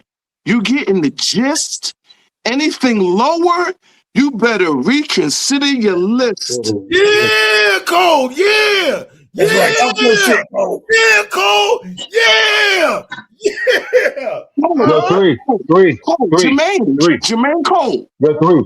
Just know you make Let's finish. Yeah, watch. Jermaine Cole, why did you say that? Jermaine Cole, you don't believe that. The hip hop culture does not have you number 1 on the list. That's not true. It's number 1 on the list. That ain't true. Some of y'all do. The hip hop culture based on hip hop media, based on me consuming and following every podcast, every hip hop magazine, Kendrick is number 1. Elliot Wilson, the Dot Era. I watched you, Tone. I watched all of y'all praise Kendrick. Yeah, and I still do. On top. I watched the Joe Budden podcast. I watched y'all. Yeah. He ain't the So top. the culture itself has Kendrick as the unquestioned #1 MC of I ain't mad today. at that. And here comes J. Cole. If I'm not #1, anything lower, you better reconsider your list. You better reconsider our list, Cole. Cole, you made us It's very reconsider contradictive. our list. It's very contradictive, man. It's very contradictive. I knew y'all was That's gonna like do me that. saying. That's like again. That's like me talking shit and getting punched and knocked out, and then be like, "Yeah, I'm still got it." Yo, it don't make no. It doesn't make no sense, yo. Why is he saying shit It like don't that? make sense. Because Why the ball don't make sense? he's It not. makes sense. Man, he was It supposed to makes prove sense. it. He was You supposed don't to like the prove it. ball. You niggas like the ball, but it makes sense. So don't say the ball don't make It sense. don't make. It doesn't It make makes no no sense. It sense, doesn't right? make no sense. It doesn't It make makes no no sense sense. because he didn't prove it. He didn't prove it. You didn't When you prove can it. He rap like didn't that, prove you it. can't. He didn't Proving prove it, it. nigga. He didn't prove it. Been He proving did not He prove backed it. away from a fight, bro. He backed away from a fight when it was time to get busy after Can we running talk his about the mouth. album? Can we get back to the Nah, album? Go I'm we ahead. are quoting talking the about the album. album. I'm literally talking We about what are he talking said. about the album. I'm Nah, quoting him. I'm quoting him, Tony. I'm We are quoting talking him. about the album. yeah. That's what he said. Okay. We go I about what got he you. said. That's And my right. point That's is, right. we So he did still. say that, though. So I ain't mad at He brothers. did. He did. He They did. feel the way how they feel. I Again, ain't I mad at forgot. that. I I respect it. forgot. They taking points off for the back. I got you. My fault. I Yeah, forgot Joe. about Yeah, that. Joe. But nevertheless, after the Uh, harmonizing and he decided he wanted to start rapping, it wasn't just the lyrics that was impressive. That damn flow, you know what I'm saying? Like his flow is immaculate, and he got various flows anyway. But the way he was flowing, the end of that song was flawless to me. You know what I'm saying? Like just a flawless flow, man. The music, the melodies, it linked in perfect with the last track. So yeah, man, dope ass intro to me. Dope Right. intro. Like, Nah, man. My favorite part of the overall project is how the intro transitions into the very next track. Like that sequence is like my favorite part of the entire project. I really love this intro. I actually didn't care. I mean, I actually didn't have a problem with the harmonizing. Like it was like very wavy for the first half, and then when he gets into his verse, just goes complete. I would argue this is best verse on the album. I would make that argument off of pure rapping, punchlines, flow cadences, rhyming. Like this is probably his one of his best verses, if not his best verse on the album, in my opinion. From how he came in, like just all he was clicking on all cylinders. So It was a dope performance. yeah, so this 5 minutes. to 5 me, minutes of go, rapping. So it's 5 minutes of rapping. You know what I mean? The brother rapping yeah, 5 minutes. You know what I mean? I'm gonna keep it right here, man. The face off is inevitable. I'm gonna say this, man. This gave me Born Sinner vibes. Soulful beat. They also gave me Nas Rewind vibes, also, man. yeah. You know what I'm saying? 2 minutes and 52 minutes of Cole rapping, no hook at all. I like this song a lot, man. You know what I mean? Tone, what you got? I played it about 1,000 times when he released it. You know what I'm saying? Like, I mean, the visuals for it was flawless, man. But just the rhyme, the story, doing it. Of course, it's again paying homage. We're on like the third or fourth artist he's paying homage to right now. To his again to the point I was making earlier. Just a great song, man. I mean, that's what it follows the theme of the album. He's talking about his life, you know what I'm saying? And we hadn't heard that in a while to that degree, like that rewind, man. So just the concept of it, man, and the visuals just took it to another level. I know we just talking about the album, but yeah, once you see them visuals and then you hear the lyrics again, it puts you right back thinking about the video to me. You know what I'm saying? But yeah, just a dope song, man. Great song. What? Unoriginal concept. Wasn't impressed. Okay, that's before you go. Something. Before you go, did you say that when Organized Confusion, when Nas took Rewind from Organized Confusion? Did you take Yes, yes. The first thing I said was they did that already. Unoriginal concept that Nas did, and if what hip hop was to become, that rappers just did everything other rappers did on multiple songs.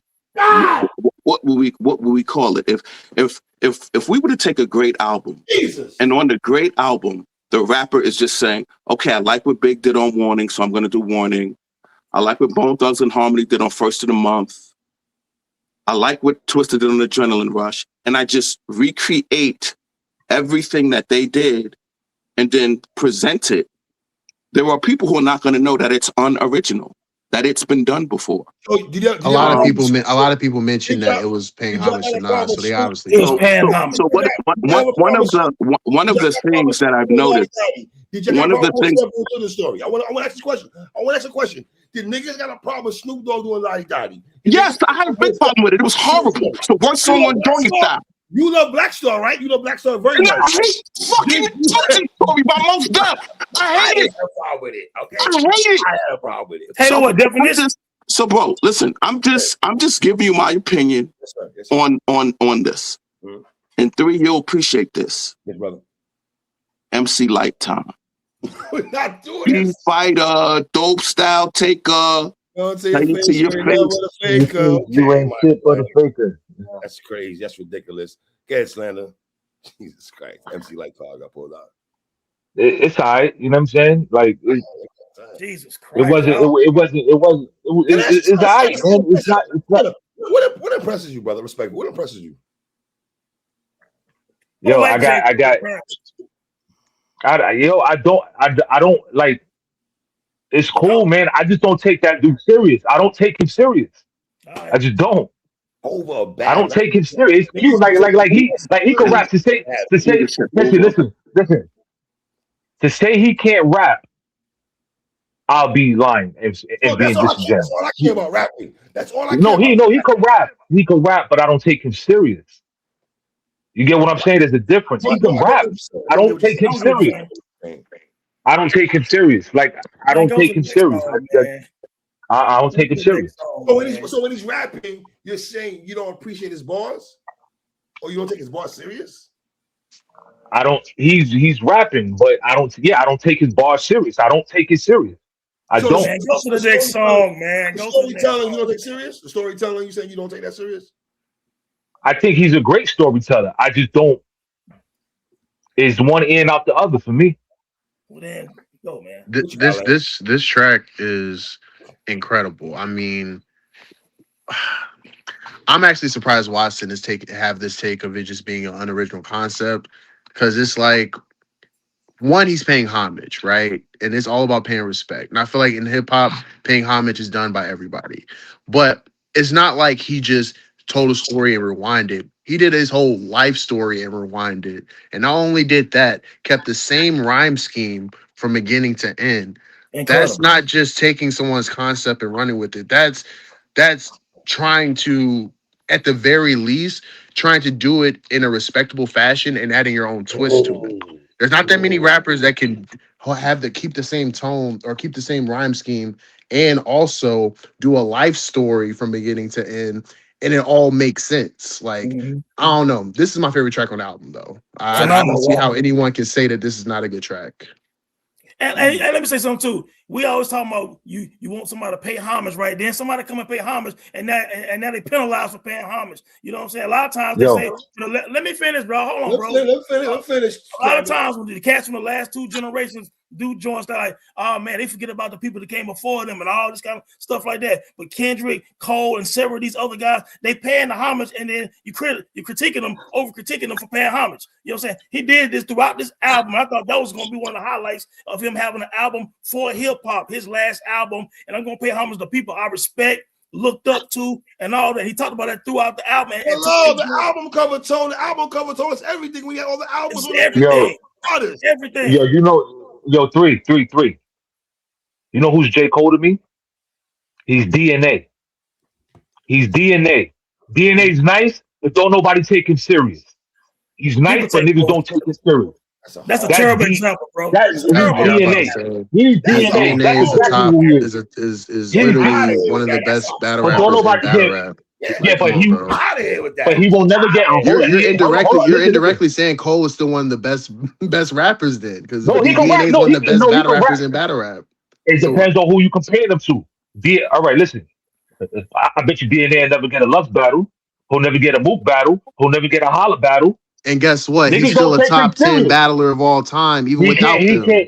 No. You need them on your resume. They don't take him serious. You need them on your. You don't battle him. He's still a top 10 battler of all time and one of the best freestylers of all time. He can't. I like him. Don't get it twisted. But I can't hold him to that high regard If he hasn't, You he can't, hasn't. but there's an overall He can't. culture that reveres How him you as got yo such. you to be the man? You got to beat them and you got to face them. This is He not has Ric not Flair, faced man. Who those you talking about, top. Ric Flair? Hey, He man, has talk about not. Ric Flair. No, Talking about. can't do it. But that's who J Cole is. That's who J Cole is Man, go to to the me. next song, man. All right, man. Let me go ahead, man. The Villains feature Erica Badu, not the realest. Slander. You know the Mobb Deep album, Murder Music. That's Yes. better. You know that joint right there, boom, boom, boom. Again, sampling Mobb Deep, the realest. You know, instead of the realest, we get the Villains. Second time Cole has picked a Mobb Deep beat. Pride is a bitter pill indeed, but it's best if you swallow. One of my favorite songs on here. You know, we just watched Cole rip off classic beats on a mixtape and everything like that. The hook is solid. Flip the Outcast song and everything. Me and you, your mama. So I love that also, man. Cole's second verse. If Pac is Jesus, then I ride around and play the hymns. Life goes on even in this modern day of algorithm. This nigga is wildin', man. I love this song a whole lot, man. The Villains, man. Watch, talk to me. Murder Music Cole. Salute to Cole, showing how much he loves New York City hip hop. Oh, New York City hip hop, yeah. Queens hip hop, because he has Queens roots. Adopted. That's his adopted place. No, we ain't gonna do that. We ain't gonna do that. He said it. He said it. He said it. I know, but don't. Wait a minute, Cole He said didn't say it. that. That's literally where he did the come up. That's where he went to college. He for said sure, it, bro. he for sure said that he Queens is did. second home. For So sure. look what I'm saying. But he trying to act like it's primary. No, let's not do that. I'm not saying it's primary. I'm quoting. You keep doing the whole New York thing. He loves because he makes it very clear he loves New York. Yes, he does. He makes that very clear. My adopted hometown. Q.U. hectic. Now, Cole, I like that Cole displayed his biracial, interracial identity. You're gonna respect the mulatto. Dope storytelling from Cole. Dope song. I appreciate you, Cole, for you showing your appreciation for Queens, New York. And the murder. I thought he was biting. I thought he was a biter. Now he appreciated. He appreciated it now. 5 minutes ago, he's a biter and he's unoriginal and all this shit. He also took G-Rap flow. And he's making sure that he lets you know that I'm biracial. I'm mulatto. Wait a minute. He's making sure you know I'm biracial. I'm mulatto, and I'm gonna harmonize and sing all throughout this album. Sounds familiar. You sound exactly like another MC. No, we're not doing that. We're not doing that. MC. We're not be simping. JCole don't be simping. JCole don't be simping at all. So knock it off on the Drake talk. I ain't saying nothing. You brought him up. I'm just saying. Wait a minute. Stop you right there. Can we stop referring to the other dude as an MC? Come on. Can we stop referring to the other dude as an MC? He's not an MC. Who's that MC? I said Drake. Don't stop putting him in the MC category. He's not an MC. So you going for that tone? Tone, that's acceptable? What's acceptable? That Drake is not an MC? Man, I ain't getting no Drake debate right now. We talking about Cole. I said Drake an MC 1,000 times on Twitter. Yeah, well, say it now. Drake is an MC. Yeah, I agree. He don't write. He don't pen. He doesn't pen. He doesn't pen his own shit. How the fuck is he an MC? He does pen. Get the fuck out of here. Don't worry, fellas. We will be back for Iceman when that drops. Yeah. Oh, we'll be back for that.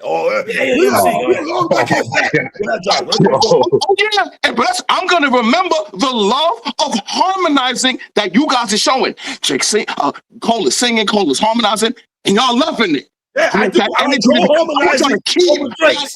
Yes, I like Cole harmonizing over Drake's. Keep that energy, gang.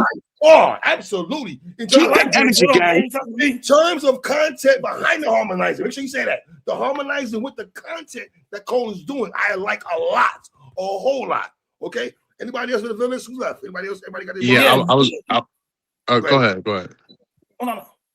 You good? No, I was just gonna say that I think that it was a great track. Love the Erykah Badu touch. It's also kind of dope because like they flipped the Outkast hook from AT Aliens. That was fire.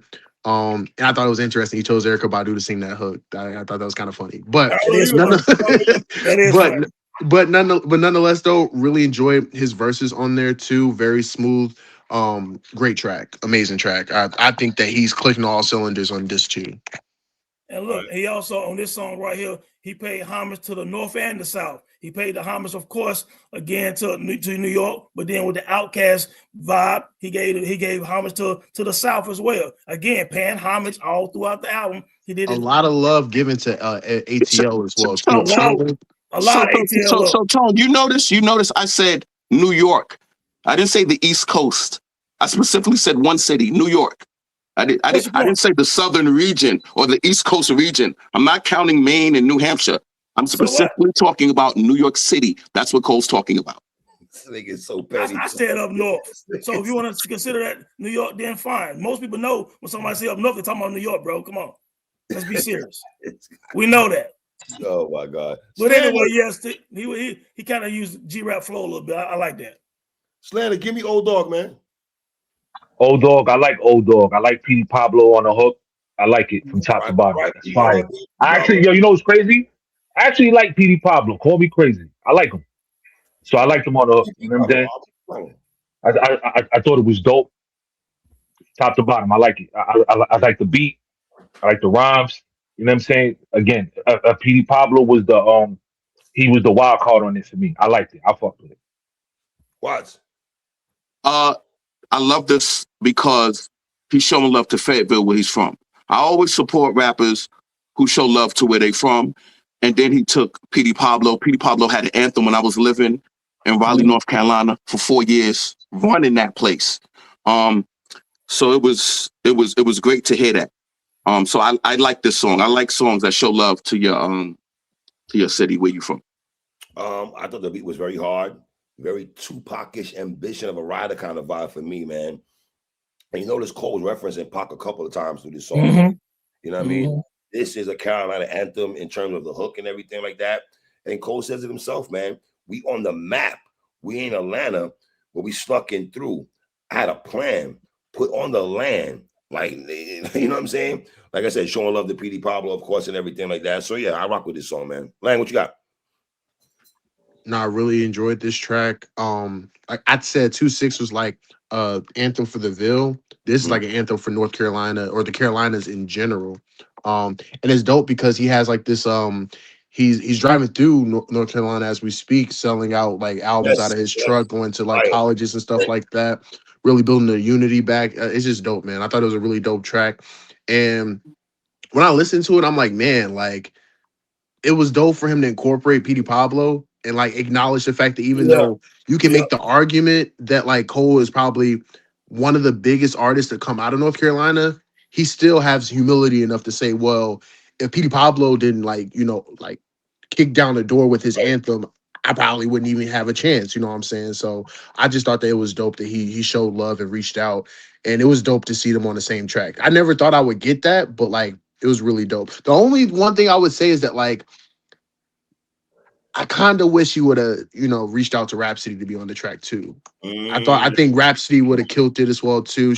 Like a North Carolina, South Carolina connection. I thought that would have been dope. But outside of that, I really enjoyed the track. Let's get a track of Cole, Rhapsody, and Fonte. I would have loved that. I would have loved that. I would have loved that. You know what I mean? What happened, what? And Yak Fu Front. They were a group. They were when I was down there, they was literally the underground scene. Like they had it on Smash. So that would have really showed that he like really is bringing it all together. But that's some nerdy shit right there. Okay. Is speaking of Rhapsody, and this is a serious question, you think JCole's better than Rhapsody? I don't think so. I will say I feel like Rhapsody overall might have a better discography, but I still take Cole over Rhapsody in terms of lyricism. Yeah, I fuck with Rhapsody. I fuck with Rhapsody. Yes, Rhapsody. They had the Sojourner joint that they had together was great. You know what I'm saying? So, you know, so. I'll go ahead, guys. Life sentence. Let me. I apologize. I am North Carolina, so I got to speak. Absolutely. I apologize, brother. Absolutely. Born and raised in North Carolina, still in North Carolina. I love that track. You know what I'm saying? And a lot of things he's talking about. Obviously, if he names some things, you know, we know about these areas, and we remember when JCole was a youngster on the come up, doing the DVDs and all the stuff like that, and coming up to Raleigh, Durham, and all that. When Ninth and them was doing little shows, Little Brother and Cat's Cradle, we was there all the time. We remember when Cole was a little young dude. He was up there trying to learn how to make beats and watching Pat and all this stuff. So it's dope to see his journey, man, and to have P.D. Pablo.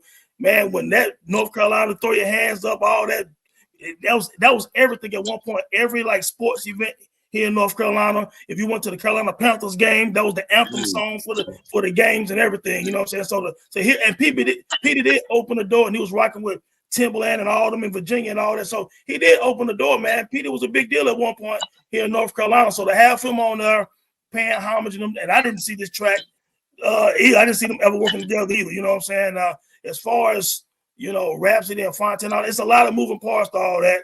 You know what I'm saying? So I don't know if he reached out and how their relationships at this time. You know, because Ninth is not on this album either, and that's North Carolina, and they are, and everybody know each other. So I don't know. You know what I mean? But it's a great song though.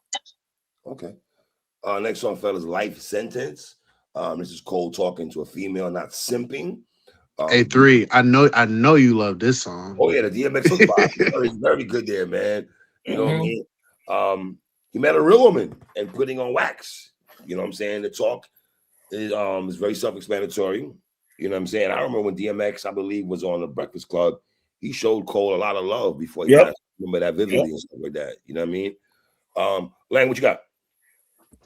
Nah, 3 verses of great storytelling, mature raps, man. Really love the interpolation as well too.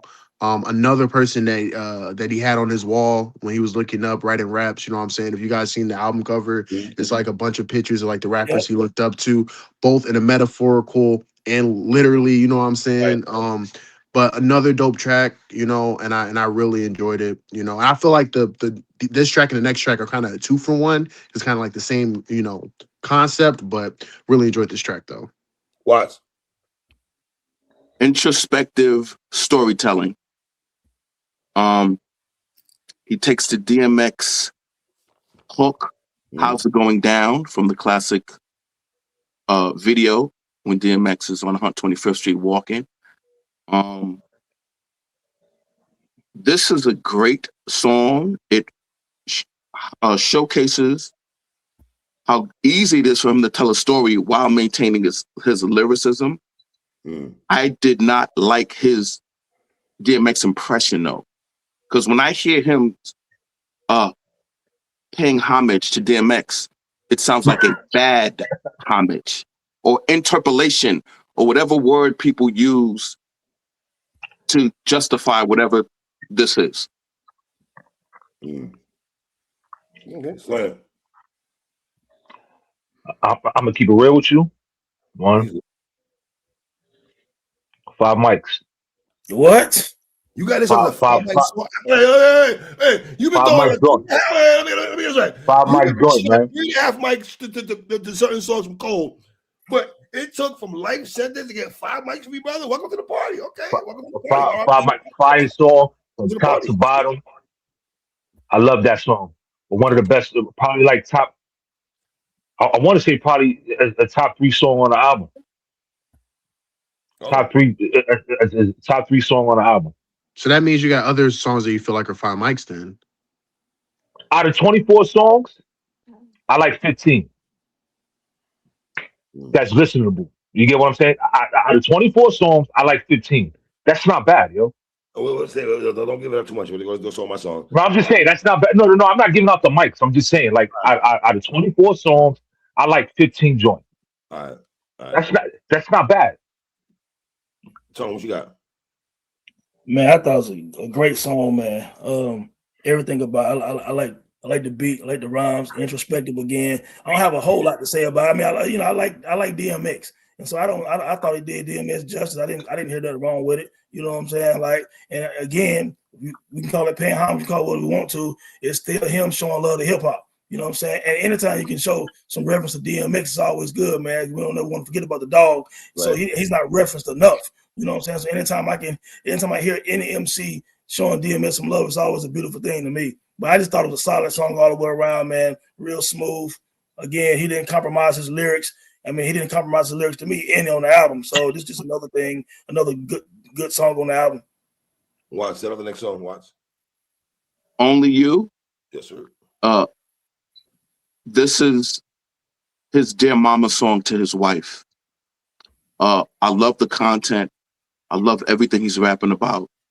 Burna Boy is on the feature. I absolutely love how it ends with the sister doing her poetry slam. So I love everything about this song. This song brings me back to the Def Poetry Jam, Black on Both Sides era of hip hop. This is the vibe this song gives me. So I absolutely like this song. Okay. Slander. I think it's dope. Like I said, it was a tribute. Like Watson said, it was a tribute to his wife. I think it's dope. I mean, it's not one of my, it's not like my top favorite song, but it's cool. You know, I like it. It's dope. All right. Only You You featuring know what I'm saying? Burna. I ain't gonna, Go ahead. yeah, I ain't gonna shit on it. You know, I like it. It's alright. You know what I'm saying? It's cool. All right. It's alright. Back to back songs. Same kind of concept here, but this one's paying homage to his old ladies, women, and stuff like that. I have no issues with that at all. As a guy who was married for 11 and a half years, I'm divorced now, but yes, I could appreciate this song, Only You, man. Talk to me, Lane. Really enjoyed this song. I didn't, again, it's like in preparation of like, or anticipation of the album, we kind of figured there would be features on here. But some of these features catch me by surprise. I was not expecting Burna Boy to Oh, be. JID. I'm like, where JID at? That's what I'm saying. There's a couple. Right. I was like, there's a couple guys I was expecting, but then there's people I wasn't expecting. Burna Boy was not someone I was expecting. But even with me saying that, I thought he was a great addition to the track. I'm not even really the biggest Burna Boy fan, but I thought what he contributed was great. I thought it was a really good song. And to Watson's point, I do think that them closing with that the poetry part at the end was a really good touch as well too. Like I said, I feel like these two tracks were a 2-for-1, and I feel like it was just a beautiful thing for him to make these songs dedicated to his wife and also his kids too. Because like one of the standout parts of this song was him talking about like how he grew a new profound respect for her birthing his two sons. You know what I'm saying? That's a beautiful thing. As a person that just had a kid, I personally connect with that sentiment and that message. So I really enjoyed the song. So Grown man hip hop, you know what I mean? Like if you 39, 40 years old now, yeah, we know you had your times where you was in the club with little chicks and all that, but you're a married man now, and so it takes pride, man, to say, hey, you know what? I'm gonna do a song about my wife. You know what I'm saying? Stand up for my wife, because we actually need more of that in hip hop, because some of these cats be 45 years old, don't know something about their damn wife. You know what I'm saying? Like make some grown man music now. Your music should grow with your life. You know what I'm saying? That's why I respect artists who each project, it sounds like what they are at their life at this time. And Cole is at that grown man stage in his life where he's kind of like reflected and thanking his wife for being dealing with him. It's hard, obviously it's hard dealing with a star and things of that nature. But he's also talking about just the birth of the kids and her being like, you know what I'm saying, his rock. You know what I'm saying? So we need that. And so it's a great song. It's a great song, and it's necessary for his closeout album about his life. You got to have a song about your wife. It makes sense. Absolutely. Next song I got to give guys, Man Up Above. Trap Talk on the hook from Cole. Cole says another year goes by, another nigga slayed at the West Indian Parade where perpetrators. He's talking about cats shooting at each other. The Marvin Sapp. Like that, I love that. I love that. Never gonna make it. I have no problem with it at all, man. I'd rather admonish you on this record and impress you with perceptions of a designer shoe. Fuck Gucci, fuck Louis, fuck Chanel, fuck Balenciaga. How are we gonna excel? Second verse again, talking to these kids. Reality rap at its best. Watch what you got. This is one of my favorite songs on this album. This is a top 2 song on this album. This is, without question, a 5-mic super song. The storytelling is out of this world. The message in it is out of this world. This is the kind of hip hop that I resonate with. This is why when we did our show, I told you how much I was loving the Locksmith album. This is exceptional. It's a head nod banger, man. This is a top 2 song on this album for me. Slam. Yo, Man Up Above, Five Mics, Flawless. I'm I'm going as far as saying the best song of the year, overall hip hop song of the year so far. So far. I know we only in February, but so far the best hip hop song of the year so far that I heard. I love this shit. I had this shit on repeat. This is the one I had on repeat. Wow. So Oh, don't be fooled by the rocks that I got. Somebody, that shit is fire. That shit Yeah. is fire. wow. When he's rapping like, I give him that. He got that shit. That shit is fire. Flawless. I ain't got nothing. Flawless. Nothing back. Flawless from top to bottom. Love that song. Song is fire.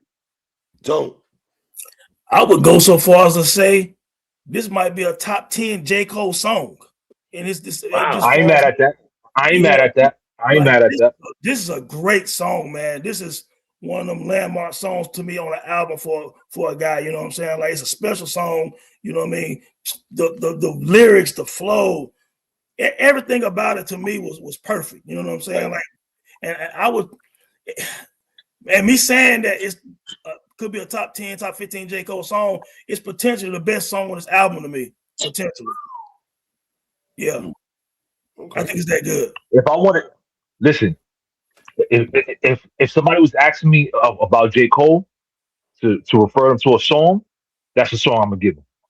That one right there. That's Okay. fire. It's that good to me. That shit is fire. He got that. That's fire. Okay. We all went, right? Okay. So we're all in agreement. We all love this song, though. Everybody across the board loves this song very much, man. Next song. I love her again. Hey, Man. hey, Watson got to set this one off. This is like I need to hear what he got to say about Yeah, this what? track. Let's Yeah, say go what you ahead. said. You got to Go set ahead, this one Watson, off. let it go. The name of this song could be called I Used to Love Her Part 2. J. Cole is he's picking up from where Common left off, Mhm. and he's telling the story of hip hop through his experience. Right. How he went to New York, how he's like, okay, I want to see what New York was talking about. So he goes to the tunnel, but the tunnel's not there yet. Mhm. But he's from the South, so he goes back, he sees it's blown up in the A. This is vivid, this is picture painting, this is homage, this is interpolation, this is paying respect. Mm. I appreciate that he is letting the world know how much he loves Common as an MC and how vital and important Common is. Because I've been in a lot of fights with a lot of people, including with a lot of people about the greatness of Common. But this is a great song. It shows Cole's love of hip hop and the fact that he wanted to take his time and do this. I appreciate it. So you did not give J. Cole the MC Light Award for this song then? No, But you gave J. Cole the MC Light Award for the other joint. absolutely, 100%. He picking and choosing, ain't he? I mean, good Lord, brother. Really? I love you, though, brother. Okay. Listen, everything you said was 5 mics. Okay. You said everything you said was I gotta nudge you a little bit because I love you, right? I like this, man. I saw some people online who do not like the fact Cole did this. This I find it kind of weird. Somebody hit me recently, was like, "Oh, we touching victory. Oh, we touching Common. Leave those alone. I don't give a damn. Cole, touch all them shit. God damn it. Okay. One thing about Cole, and Tone, you've been saying this throughout the show, paying homage. Okay. Is that not what we love? I don't understand. Absolutely. I went to college in New York because I heard she was there. When I got to town, I swear it's like she disappeared. I went to hit the tunnel where they said that she would hang. When I got on the train, I saw that it'd be closed for years. I thought he painted a dope picture, man. This is 3 fire dope verses from Cole. You know what I mean? What you got, Tone? I mean, it's a perfect song to me. You know what I'm saying? You follow up Common, you know what I'm saying? You didn't miss a beat. You did go through your own transition to become who you are and your view of hip hop. He said it perfectly. You know what I'm saying? Like I was waiting for a song like this personally from somebody. You know what I mean? Like after Common did that, you know, on this level, he did it, man. Like he ultimate respect to Common, ultimate respect to hip hop. J. Cole's a hip hop head. Only a hip hop head would even write a song like this. You know what I'm saying? There's a lot of MCs or rappers, whatever you want to call them, who aren't hip hop heads. They make music, but they ain't heads. They just know how to rap. You know what I'm saying? JCole know how to rap, but he's a real student of hip hop. You know what I'm saying? And he noticed that, you know, even in the song, like, yo, you from Fayetteville, it ain't popping down here. You know what I'm saying? Fayetteville didn't have no kind of shit to help him become an MC like that. You know what I'm saying? He had to leave. You know what I'm saying? Him going to school up there was perfect to go to New York and everything like that. But man, his journey was just dope, and he displayed it on the song. And man, what a track, bro! I love it. It's probably one of my top 4 songs on the album. Slam. I love it as well. Another, I think it's a full mic song, man. I like it. It's fire. Strong full mic song. I like it. I like the, I like the tribute to Common, the sample and everything. Yeah, I like it. It's dope. Fire. I don't really have much to say about it. It's dope. It's I fire. think it's Fire. I think it's funny that 3 and Watson not too long ago did a show about I used to love her, and I want to say a week or so later we're again touching on the same concept. And the reason why I say that is because the same way that Watson was like, well, Common kind of directly, indirectly threw a couple shots to people. I feel like Cole kind of did the same thing. Because like the part that he mentions, well, like I came to New York, you know what I'm saying, to kind of see what it was about and how it changed. Because around that time, he came to New York, I want to say early 2000s. That was still when the mixtape frenzy was still a thing, you know what I'm saying? And then when he like kind of intertwines it with like, okay, hip hop has kind of moved to Atlanta, and some people are happy about that and some people aren't or whatever. I thought that was a dope dynamic that he mentioned. Oh, you there saying too. nigga shot Atlanta? Is that what you saying? From No. I'm just saying that he's mentioning how hip hop has evolved from them going to Atlanta, from them going from being once like still like heavily thriving off of mixtapes to shifting to the internet. Because he mentioned, well, when me and hip hop got our main connection, it was when I was dropping mixtapes on the internet during the blog era or whatever. And then he kind of talks about like hip hop now, and it kind of comes off a little bit as he's criticizing a little bit, but not like too much. It's like he doesn't really care for certain things, whether it be he pretty much saying that like, hey, everybody's a rapper now, it's watered down, and obviously he's personalizing hip hop as a woman or whatever, so obviously a little bit more vulgar. Right. But I think the thing that tied it all together was like when he said that the more hip hop grows, the more it tries to remain younger.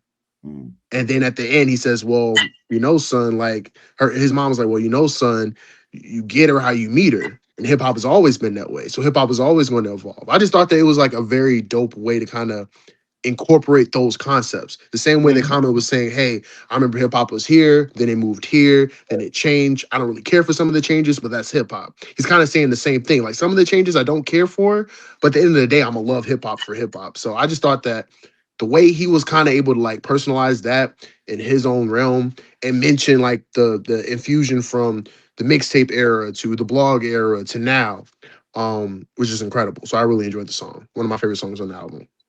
All right. Slan, what if? What if, another dope song. Again, this is one of the songs I like. It's probably like top 4, top 5 song on the album for me. I like it. It's dope. I don't really have much to say about it. It's about, I give it about maybe strong 3.5 for mic song. 4 mic song. I got this more than a 4 mic song, man. This what if, man. Cole speaking from a Biggie Tupac perspective, very creative, brother. Rapping from Biggie and Pac position. I thought using the cadence and everything. I like the hook a lot. This is 2 dope ass verses from JCole, in my opinion. You know what I mean? Shit, watch where you at. I hate this fucking song. I knew he wasn't gonna like it. I knew he wasn't gonna like it. You hate this fucking song. Why do you hate this song, brother? Break it down. Why you hate it, man? There's nothing to break down. I hate it. I hate the concept. I hate that he think he could speak from this perspective. No, we can't speak from this perspective. You don't know the perspective. You talking about it from what you want it to be. I hate everything about this song, bro. Fucking can't stand this song, gang. I hate it. It's my least favorite song. Like, I will never listen to the song again.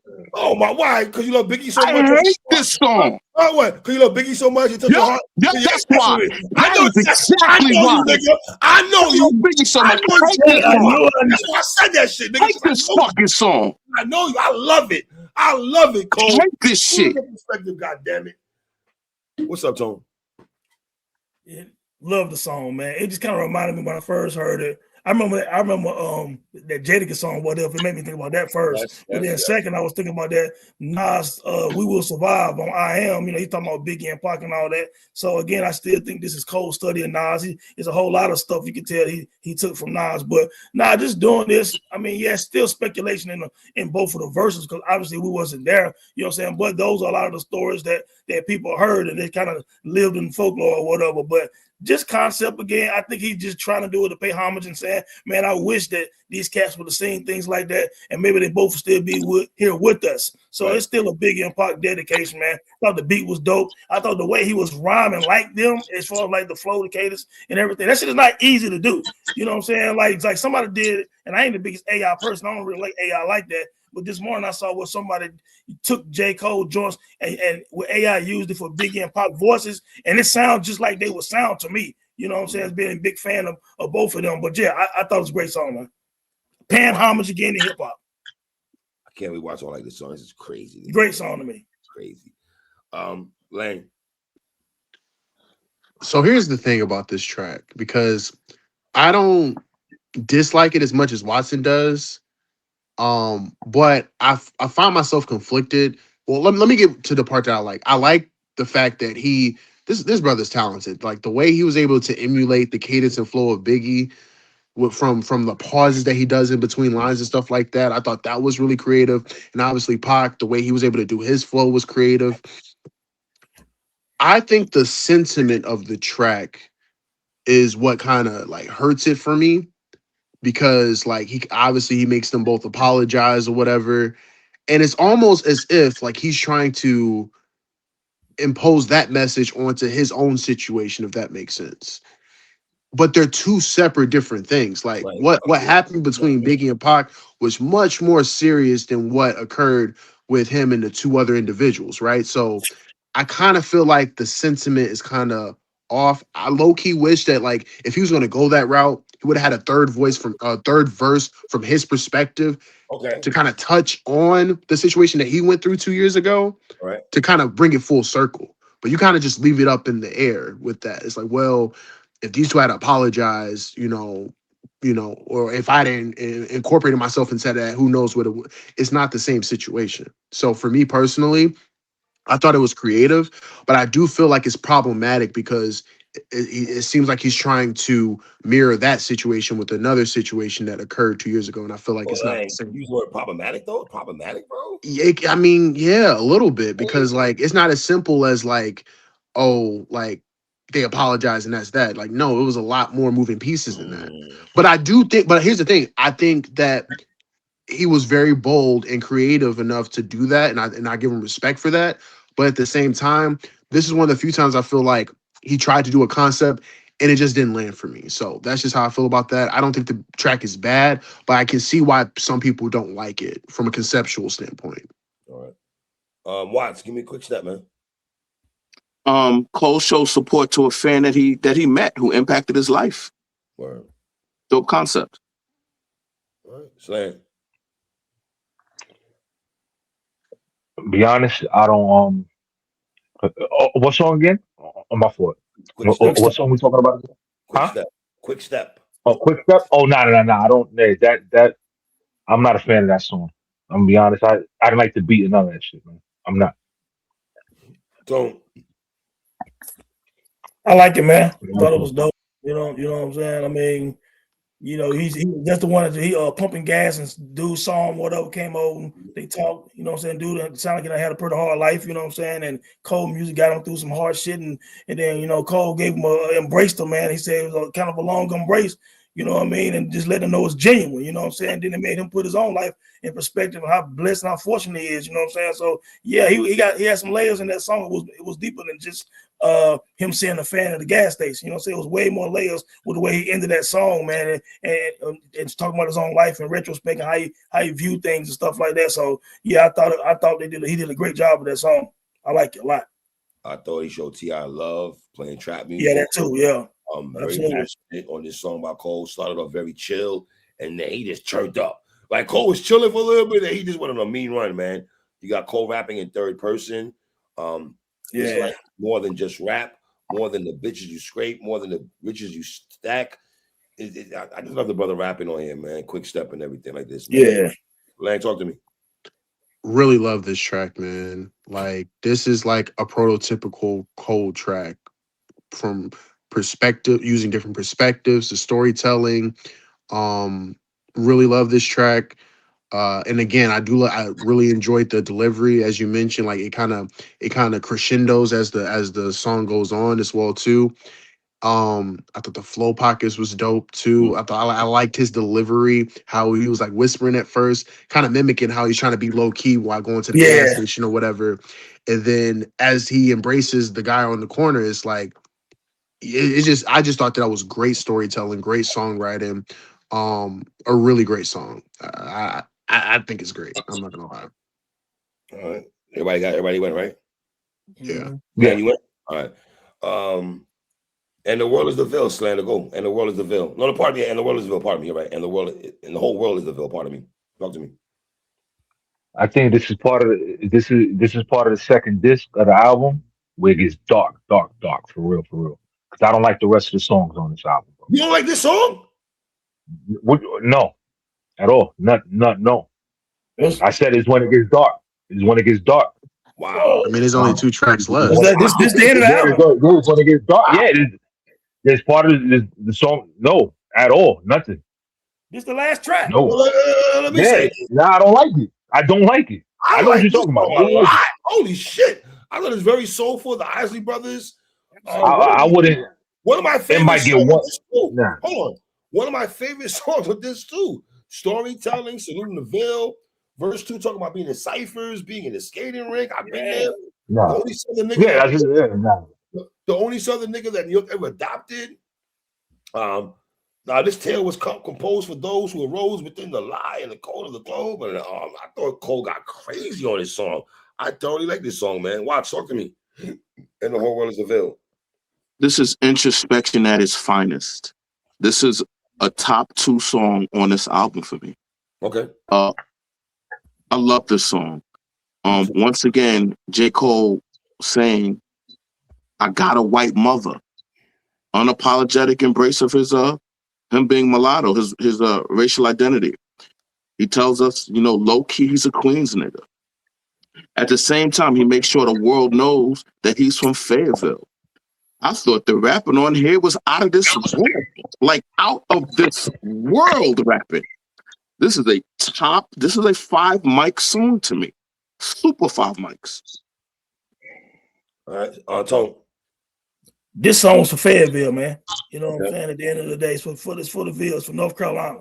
Makes perfect sense. If you from Fayetteville, got people down that way and all that, it makes perfect sense. The same way he did. He talked about Fayetteville throughout this project because if you didn't know, back in the 90s and early 2000s, Fayetteville was a spot you didn't really want to be at certain spots in Fayetteville. Everybody know about the Ville. You get killed down there, man, for real. So did he pay homage to the Ville, man? Because it's a complex city, because it's military shit down there, and outside there's a lot of hood shit. You know what I'm saying? But nah, man, great song, great, like kind of soulful to me. The rhyming was immaculate.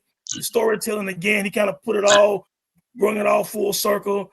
Great way to end the album, because the last track, the last thing is a bonus out of this, man. But this is a great way to end the second disc. I have no complaint. I think it's one of the top 3 or 4 songs on the album, maybe top 3. Lang. Yeah, same sentiments. I thought it was a great closer and probably one of the best songs on the album. Okay. Watts, Ocean Way bonus? Ocean Way, the bonus song? How you feel about the bonus song on Ocean Way? I don't like it at all. I like nothing about it. Nothing. Say it with your chest, brother. Say it with your chest next time. Well, you want me to like the singing? Because that's all I'm doing is singing. You want me to like that? What do you want me to say about it? Tell me what to say about it. I do not like that. I wish it would have ended with as the world as The World Is DeVille, because that would have just been a perfect way to end the album. The It's kinda same shit is, had man. no place to me. Don't. People not really listening to the last joint like that anyway. Probably most fans who want to hear just rapping stop at the Ville joint anyway. You know what I'm saying? But I wasn't necessarily mad at it because I still feel like throughout the album it was still a little bit of foreign change and Fonte throughout the album too, a little bit of Lupe as well and some other people. But I think some of this is just the melodies and stuff. And look, for me, the good thing about the album is the songs don't sound the same to me. So he did branch out and do some more harmonizing this time, but he's done some of this in the past. You know what I'm saying? So I always say ain't brand new. You know what I mean? But I'm not mad. This is a bonus track, man, of him just being creative, singing, doing this thing, man. You know what I'm saying? I felt a little Fonte, a little Fonte change a couple of times on the album. You know what I'm saying? So same thing with this. Right. I enjoyed the song actually. I thought it was a good closer. It's only like what 2 minutes or so it's like it was a good closer. I can agree with the sentiments that he could have ended with the previous track. That makes sense, but I didn't think that song took away from this two at all. Like I mentioned, I feel like this two was better than this one. So I'm gonna watch a little. I agree with watch a little bit though. I wish you'd have ended it right there. I know it's a bonus song though, so I'm not gonna go too crazy. I get it and stuff Yes. like that. You know, but it is what it is. Slander, what are you ranking this to, brother?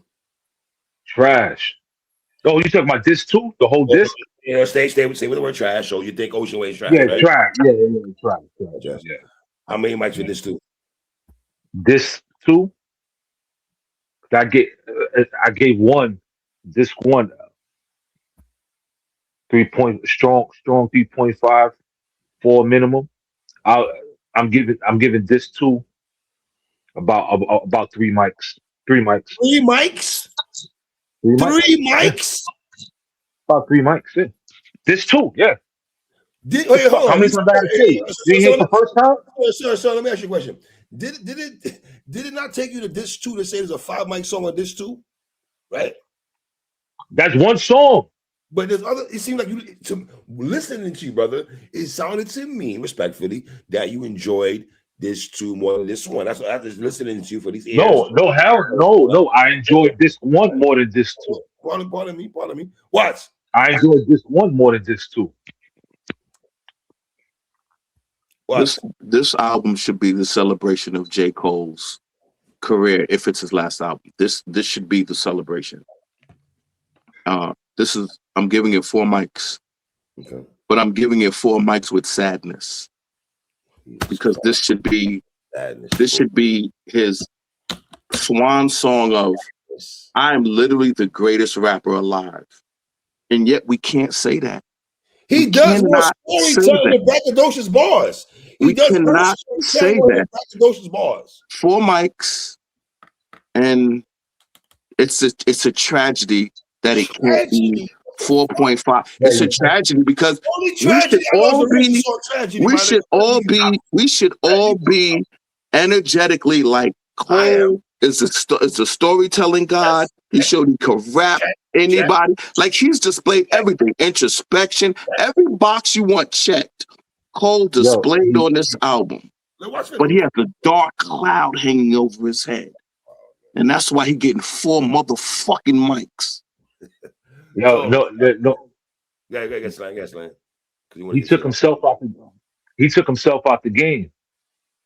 What Watson said? No mas. He said no more. He didn't want it. He cannot claim to be the best like that. And when you fold it, you can't do it, yo. I don't get it. You just can't. I have no sadness, sir. Respectfully, sadness. Watson. Nah, come on, man. Look, man. I don't have no sadness. So we giving for this, and then we doing our total, like total yes, for. Yes, we can do that. We can do that absolutely. Yeah. So for this two to me is 4.5. Okay. That's how great I think it is. That's how great the rapping is. And let me say this real quick. We talking about this where you got a situation where you paying homage to DMX, Outkast, Common, Nas, Latifah, Cool G Rap, Bone Thug, back with Erykah Badu, Alchemist joint, Big and Pop, you know what I'm saying, paying homage, all of this stuff on the rewind for the safety track, all that. This is a fantastic album to me, man. Great album. Some of the best rapping you're gonna hear. And I listened to the album 4 times, and I haven't heard this kind of rapping in a minute. To me, I mean, this is like A+. I don't think I don't see how you can rap better than what he's rapping. You know what I'm saying? The highest level of lyricism, highest level of flow, everything displayed on this album, man. Like, this is a great performance overall. You know what I'm saying? Like a fantastic performance. That's the way I look at it. So I give the first disc a 4, second disc 4.5, whatever that average out to be. That's my rating. Loved it. Shout out to Fayetteville, North Carolina, too. Right. I actually agree. Like, I think this is a 4.5.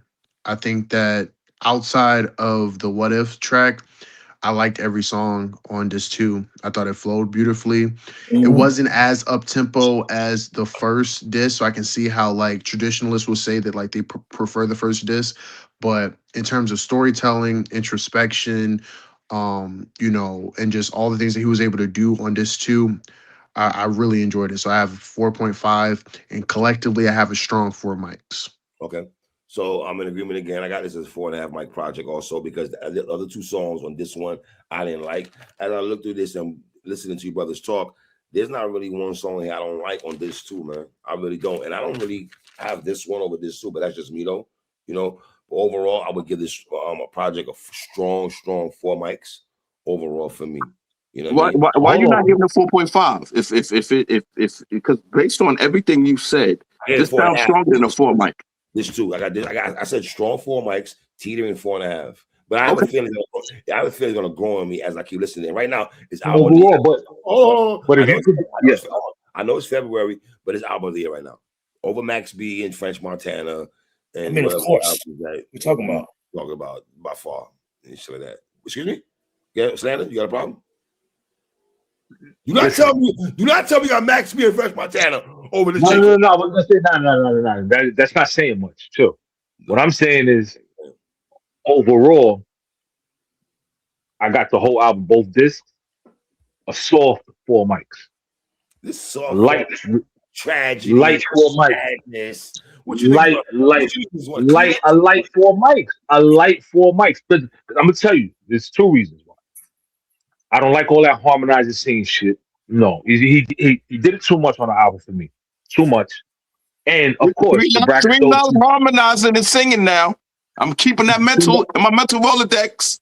Make sure. I want to say something real quick. When 50 was harmonizing, right?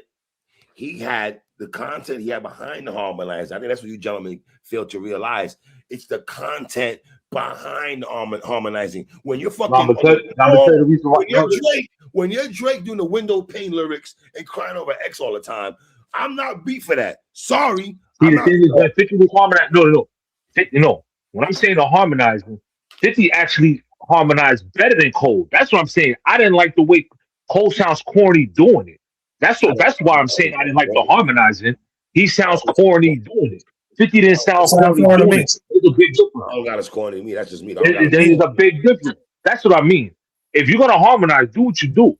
But if you sound corny doing it, I can't. No, 50 didn't sound corny doing it. That's the big difference. That's what I'm saying. It's a project, man. It's a dope project. How we slice and dice it, brother. It's a dope project. Yeah. Listen. Out of 24 songs, I like 15. How you getting the 4 mics? Is that 4 mics? What you talking about? Both. We judging both. No damn 4 mics to me. Listen. I said all right. So, but I said a strong 3.5, light 4 mics. Light 4 mics. Yo, Virgo, I do like songs on his album. 4 mics. Huh? The way you broke that down, don't sound like no damn 4 mics to me. From your perspective, out of 50, sound like it's a damn 3. 15 songs out of 24. Okay. 15 songs out of 24. Right. I said I like 4 because I do like the songs that I like. You get what I'm saying? When he's rapping, I think he's at a high level. So I'm giving him that. But you don't like 9 songs, dog. So how you don't like 9 songs? I don't. It's a fucking double album, yo. I didn't expect it. 9 songs. Be happy I listened to this shit because if it wasn't for the show, I wouldn't listen to it. Hip hop, nigga. Fuck is you talking about? You a hip hop head? What are you talking about? I know, but listen.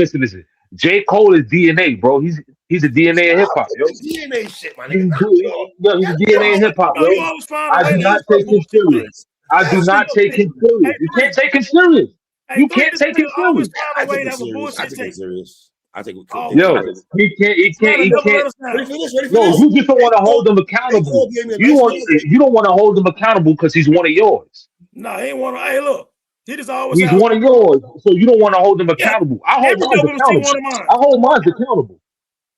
I hold mine accountable. 50's one of my favorite MCs of all time. I hold his ass accountable for not going in that booth and rapping. When he's talking shit to T.I. and Fab, I hold him accountable. I'm the one that be saying shit about him. And he's like in my top 10 all time. You That's get what why I'm saying? you are So stand. I'm not a stand because stands don't hold them niggas accountable. Oh, stop with I this hold shit, bro. Ain't no fucking I hold my people accountable. Ain't no goddamn Now, sharing, nigga. now, if you want to talk about stands, Yeah, you got 3 man over here. I didn't know he was this much of a fucking a cold stand. That shit surprised the shit out of I'm not me. a stand at And all. Watson over there, he's a Drake stand. He's a Drake stand. And you're a Nasralite. You're a Nas stand. Lang, I'm not sure about I'm Lang gonna yet. do now standing the fitness I'm fan. not sure about Lang yet. I'm not sure about Lang yet. The jury's still out on Lang, so I can't really say nothing about him. I don't know. You get what I'm saying? Yeah. I can't say nothing about Lang because I don't know. But I'm not a stand. You know I'm D Block and G Unit all day. You don't see me sitting there. I critique them like anybody else. Yeah, you know Jay's my goat. Landis shit Jay, too. listen, Jay's my goat, but you don't see me sitting over there. When he do some wild shit or whatever, or if he put out trash, I'll be like, yo, that shit was trash. Y'all don't do that.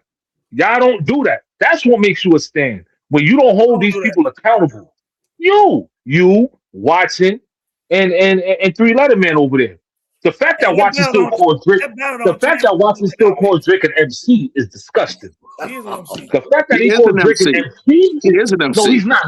No, He he's is not. an MC. He is an MC. Roll this footage. No, Not he's only not is an an MC. MC, No, he he's not. got songs with your All favorite right. MCs. He got a couple of songs with your favorite MC, Jay-Z. So Because, you need to have that conversation with because why Jay-Z. is this You need to that's have that business? convo with Jay-Z, not me. And I will tell him to his face. I swear Well, to God, that's I who you told him need to I say talk he's to. not an MC. Because Jay That's a damn sure business think deal. he an MC. That's Your business. light is up. That's business. Jay know That's he an business. MC. How many That's years ago business. Light Us Up, nigga? That's first album. Yeah, that's business. That's That's before 2010 to 16 You're years. talking 09. that's Yo, before Lang, we knew he had a yo, Lang, ghostwriter. hold on, time out. Yo, Lang, how That's is it before we knew possible he you had a don't fuck with ghostwriter. Drake? Lang, how is this possible that you don't fuck with Drake? Explain how that works. How I don't? Yeah. I don't have an issue with Drake. Oh, okay. All right. I do. I He don't ain't fuck like with you him at though, all. nigga. He ain't like you. I don't have an fuck with issue, him but at here, all. my thing is though is that like the quality of his music has dropped off No, it tremendously. hasn't. No, it Like, hasn't. No, it hasn't. yes, No, it it hasn't. has. No, it hasn't. None of his, I don't none of want his you best. to be derailed. Yeah. Yes, you No, don't like it. none of his, but like I don't none want of you his to be best. derailed. Most I of don't his want you to be best derailed. work is predated like 2015. Like everything posting has been either solid Ain't you to scared? okay. You scared Iceman, ain't you, nigga? You scared, huh? You scared Iceman ain't gonna be like that. That's what it is. You're scared. Because none of us, I would speak comfortably and say like even like Drake diehards weren't really behind For All the Dogs. They were okay with they were okay with the 21 Savage collab. And honestly, never mind. Come on, bro. They Like were that. Like they were okay with her loss too. They were okay with that. no, I said they were good. They were okay with her loss, but that's a collab album. That's not a solo Hey, situation. ready for this? By the way, Tone. Drake has a No, look. collab album with Future. Future will be playing those if he ever win against T.I. You do know what's that, funny right? though? You do know that, right? And you do know versus 20 only 20 songs, right? And you know T.I. got more than 20. Say what? T.I. got 20 and Future got 20 anthems. I got 20 anthems. 20. Easy 20. I got 20 bangers easy. And so does Future. Yo, I don't get your Tone. I'm curious. You do know that Future's from Dungeon Family, right? Like you acknowledge that. I absolutely know that. Okay, so what is this? You're just shocked that people think Future can beat T.I. Why? I said I don't think so. I don't care what nobody else thinks. I'm talking about me. Well, I know T.I. can't beat Future. I know that. Well, I know he can. I know he I can. know that. You know that. And I know he can. How about that? I know Future will wipe the floor with that dude, boy. You don't believe Because that. Future is the big three. Nobody Future's actually the big three. Future is. Who the other two then? You're big enough Future, but you know what? I'm gonna leave it alone. I'm gonna leave it alone, brother. I'm gonna leave it alone. Ain't nobody wiping the floor with T.I. Somebody can beat him. Ain't nobody wiping the floor with him. Ain't nobody wiping the floor. Nobody wiping the Wayne will wipe the floor with him. Future will wipe the floor with him. Drake will wipe the floor with him. Yeah. No, he will not. No, nobody wiping the floor with T.I. Drake wipes the floor with him. No, he don't. Drake wipe No, the he don't. floor with Wait.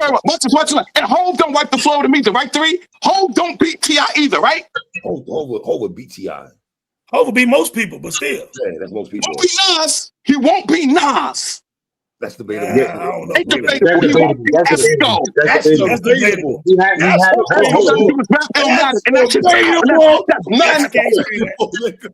That's debatable.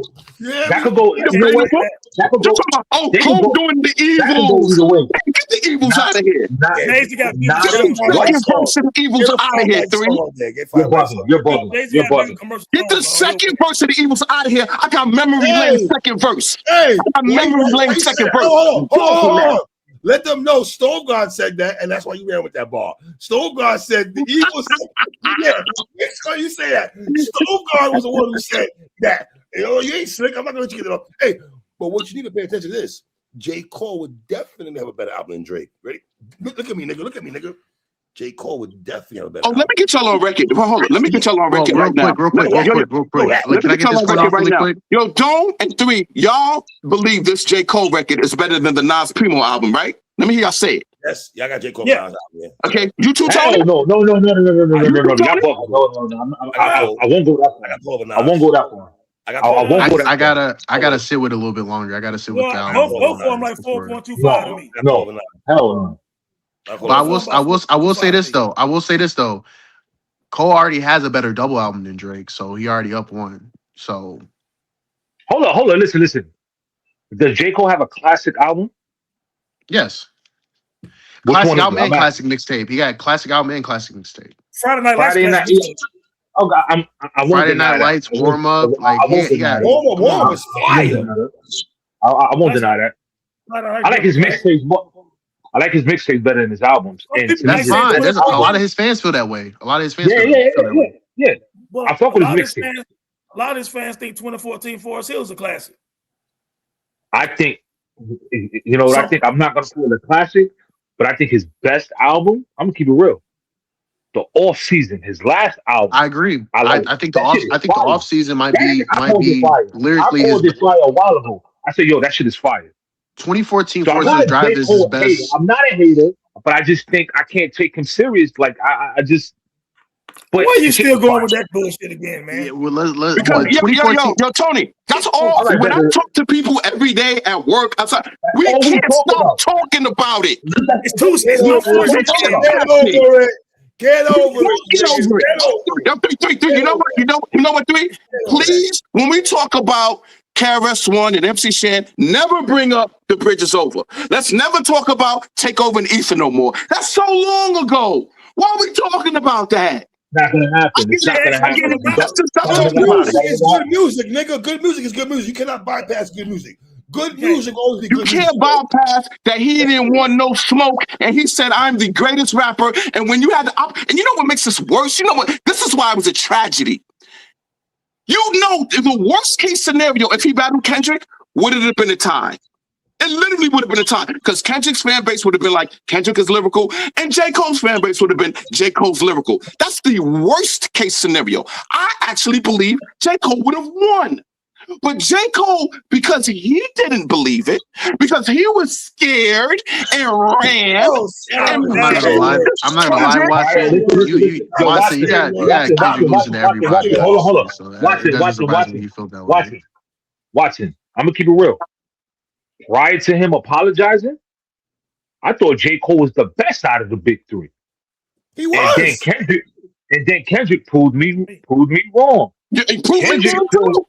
He proved me. I gained respect for. I said, "Oh, this nigga really that nigga." Like, Wait, oh, wait, wait, I wait. Now I gotta ask. I gotta ask this question. So when y'all say that, are y'all going off like what are y'all going off of when y'all said y'all felt like Cole was the best out of the big three at No, the no, no. time? I'm going off the fact that when it was time to prove to everybody, after he was telling everybody for 4 years, I am lyrically the best MC, because he made Right. sure he battled Big Pump and all the other washed up garbage niggas. Remember, he That had yeah, wasn't a battle. he That clearly wasn't a had battle. That bars for wasn't them. no battle, man. And when he did, That's not a. he It's didn't not a apologize best. for dissing Kanye.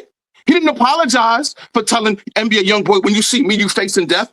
But when it came to Kendrick, He didn't he say that thought to to NBA himself, Boy. He says, "I I still don't want to believe I'm better feature." than you, Come on, bro. when he could have proved it.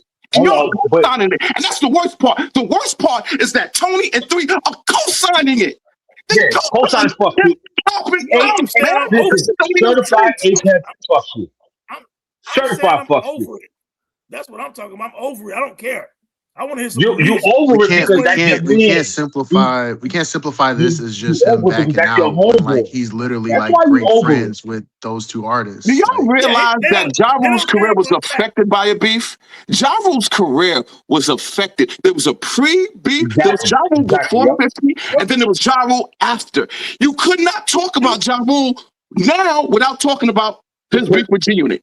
But yet, The Tony and Three, difference between Cole, want me to Listen. don't the forget I'm one gonna thing difference, about I'm Cole. gonna the simplify this. difference. This Hold on, song. The hold on, hold on, perception. hold on, hold on. The difference between Ja Rule and J. Cole is this: J. Cole still delivered.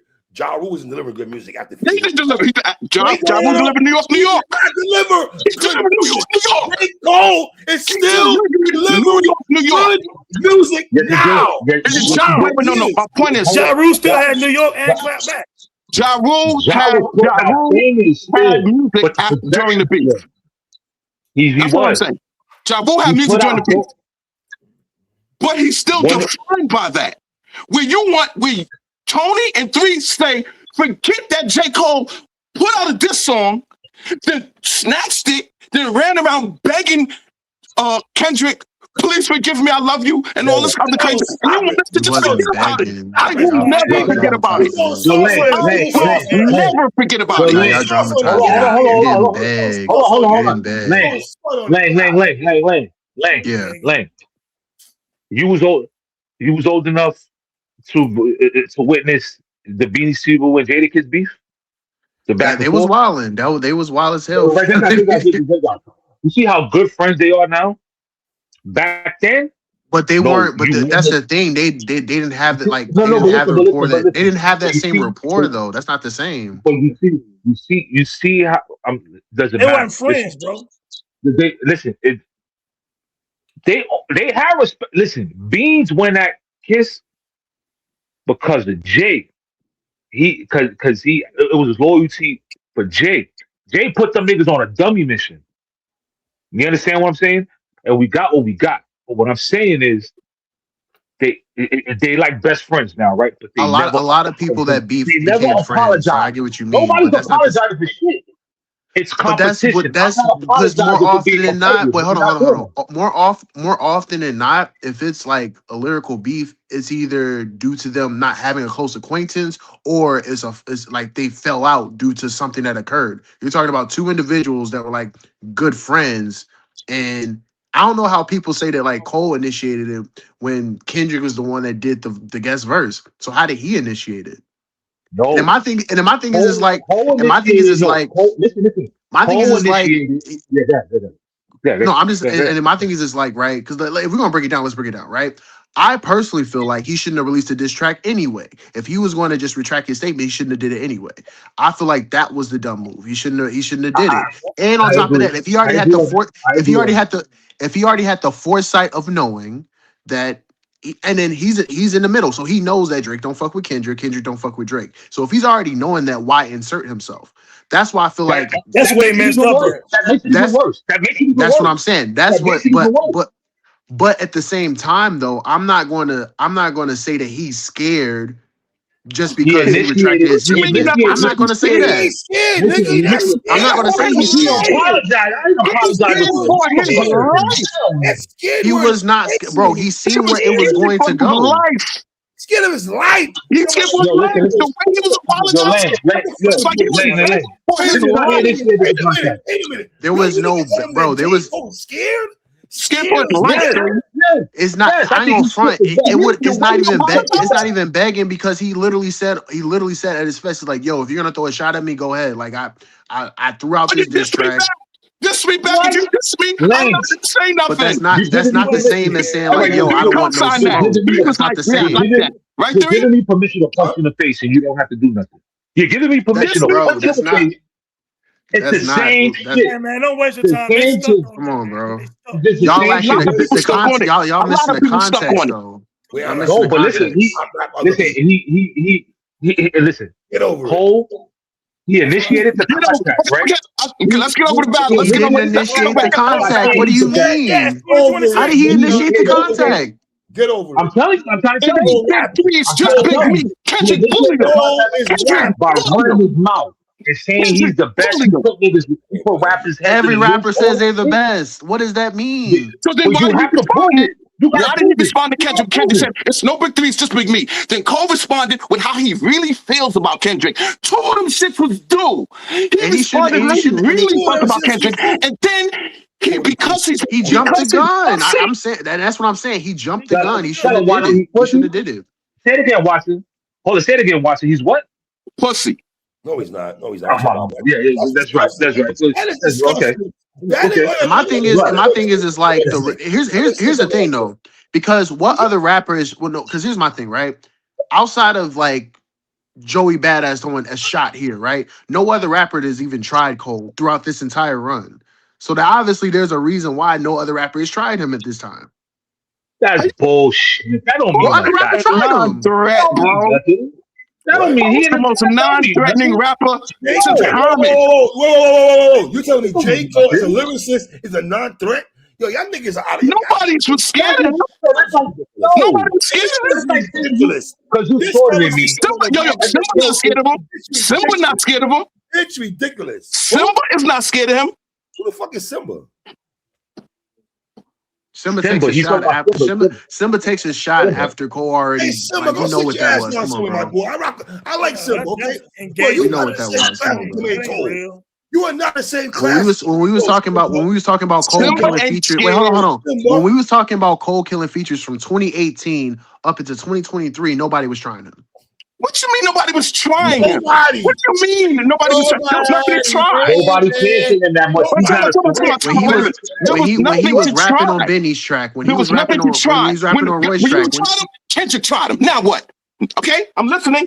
Kendrick tried him. Now what? It's 2026, Watson. That's what I thought. Fuck the past. When it comes to hip hop, we living in it now. We living in 2026. The past don't matter. Fuck Public Enemy because we talking 2026 hip hop. That's what we talking about. Fuck the past. I'm gonna keep it real with you. You know what I think happened? I think Cole got a call, and somebody called him and told him, "Yo, fall back. This shit about to get nasty. We like you. This is about Drake. Fall the fuck back before some shit happens." You know what I'm saying? We got shit on you too. Fall back, and that's when he started. It's not no got shit on you too. It was more. It was probably more along the lines of like this is not. This is what he was looking for was not what's going to happen, and we got that in the battle. What he was looking for, a regular lyrical exchange, that wasn't what the battle ended up being, and we know that. I listen. I promise you, this is what happened. It's just my belief. I think he got the call. I think Cole got the call. Yo, stand back. This shit about to get nasty. You don't just fall back. This ain't you. That's like me telling a young kid, yo, don't do that. Well, then why would that be good enough for you? The street ain't for you. Go to school. The street ain't for you. That's exactly what they told Cole. That's my opinion. That's my opinion. I think he got the call. This ain't for you.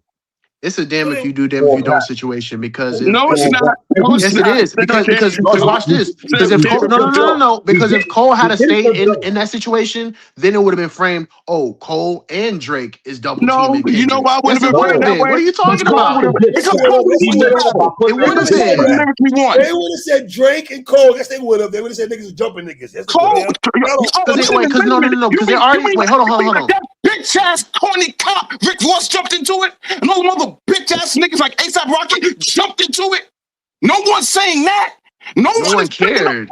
other No dudes. one Nobody cared. cared. That's the thing. No one cared. It's Rick. No one cared about what Rick Ross did. Stop making excuses for Cole. Stop making I'm not excuses making an for this excuse. nigga I'm telling you, no copping one out. cared. No one Yo, cared. you You say no one. And here's the thing. No way. Yo, bro, a lot of people care. Because here's the thing. A The reason lot why of I people said care. no, the reason why I said that they would have framed it as Cole and Drake against Kendrick is because they were already doing that in the first person shooter mode. They're like, well, 20v1 why gang. is Kendrick not there? Kendrick 20v1. declined the feature 20v1 gang. requests. You heard Family Matters. So I don't want to Hey, get into man, that. at the end of Cole the day, topped out. at the end of the day, Drake, you're next on the clock. Yep. And I cannot wait for us to dissect that Iceman project because the man. Yo, When's it 3, you coming down. out? Yo, 3, you are down 3-0. I've heard 3 songs off of the Ransom Nicholas Craven album. You are down 3-0. And it's bad. You know what? And Ransom and Nicholas and Ransom and Bodie James. 3 songs have been released. And it is bad for Bodie James. First of all, Bodie James don't even belong in the same studio as Ransom. I don't even know how the hell they even got in contact with him. Ransom fuck with Bodie James. So there's a reason why. 3. When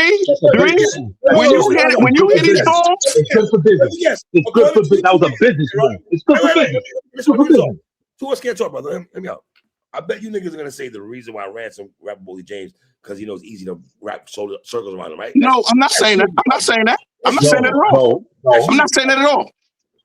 The fact, 3, I know for a fact when we break these songs down, you're gonna give Ransom the MVP on every single song. But the 3 songs I already heard, well, it's gonna get ugly.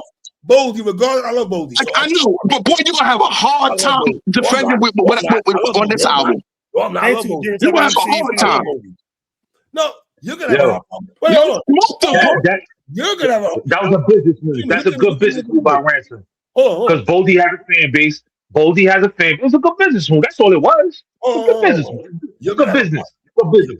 You're gonna have a problem with Drake. That's all. That's it. Listen, fellas, we've been here too long. Hey, real quick, we need that. Hold on. We need that Drake and Kendrick breakdown because I've been dying to hear. I've been dying to hear how Hard Part 6. Hard Part 6 is the best. I want to do this shit. We need to hear that. We need to hear that. PSA for life. Meet the Grams is my shit. Meet the Grams. He spoke to his soul. Meet the Grams on that one. He broke down his whole family with that one. That was crazy. Watch, Slang, Lang, Tone. I love y'all brothers that cook food. Damn, man. Please, thank you. I really got love for you too. Y'all help me. No doubt. You know what I'm saying? Salute. We will be back though for Drake though. We would definitely be back. Future easily beats T.I. in the verses. Man, I'm not letting you get away with that. Cut his mic off. I love my brothers. Shout out to Watts. Shout out to Slander. Shout out to Tone. Y'all know the vibes already. J mother.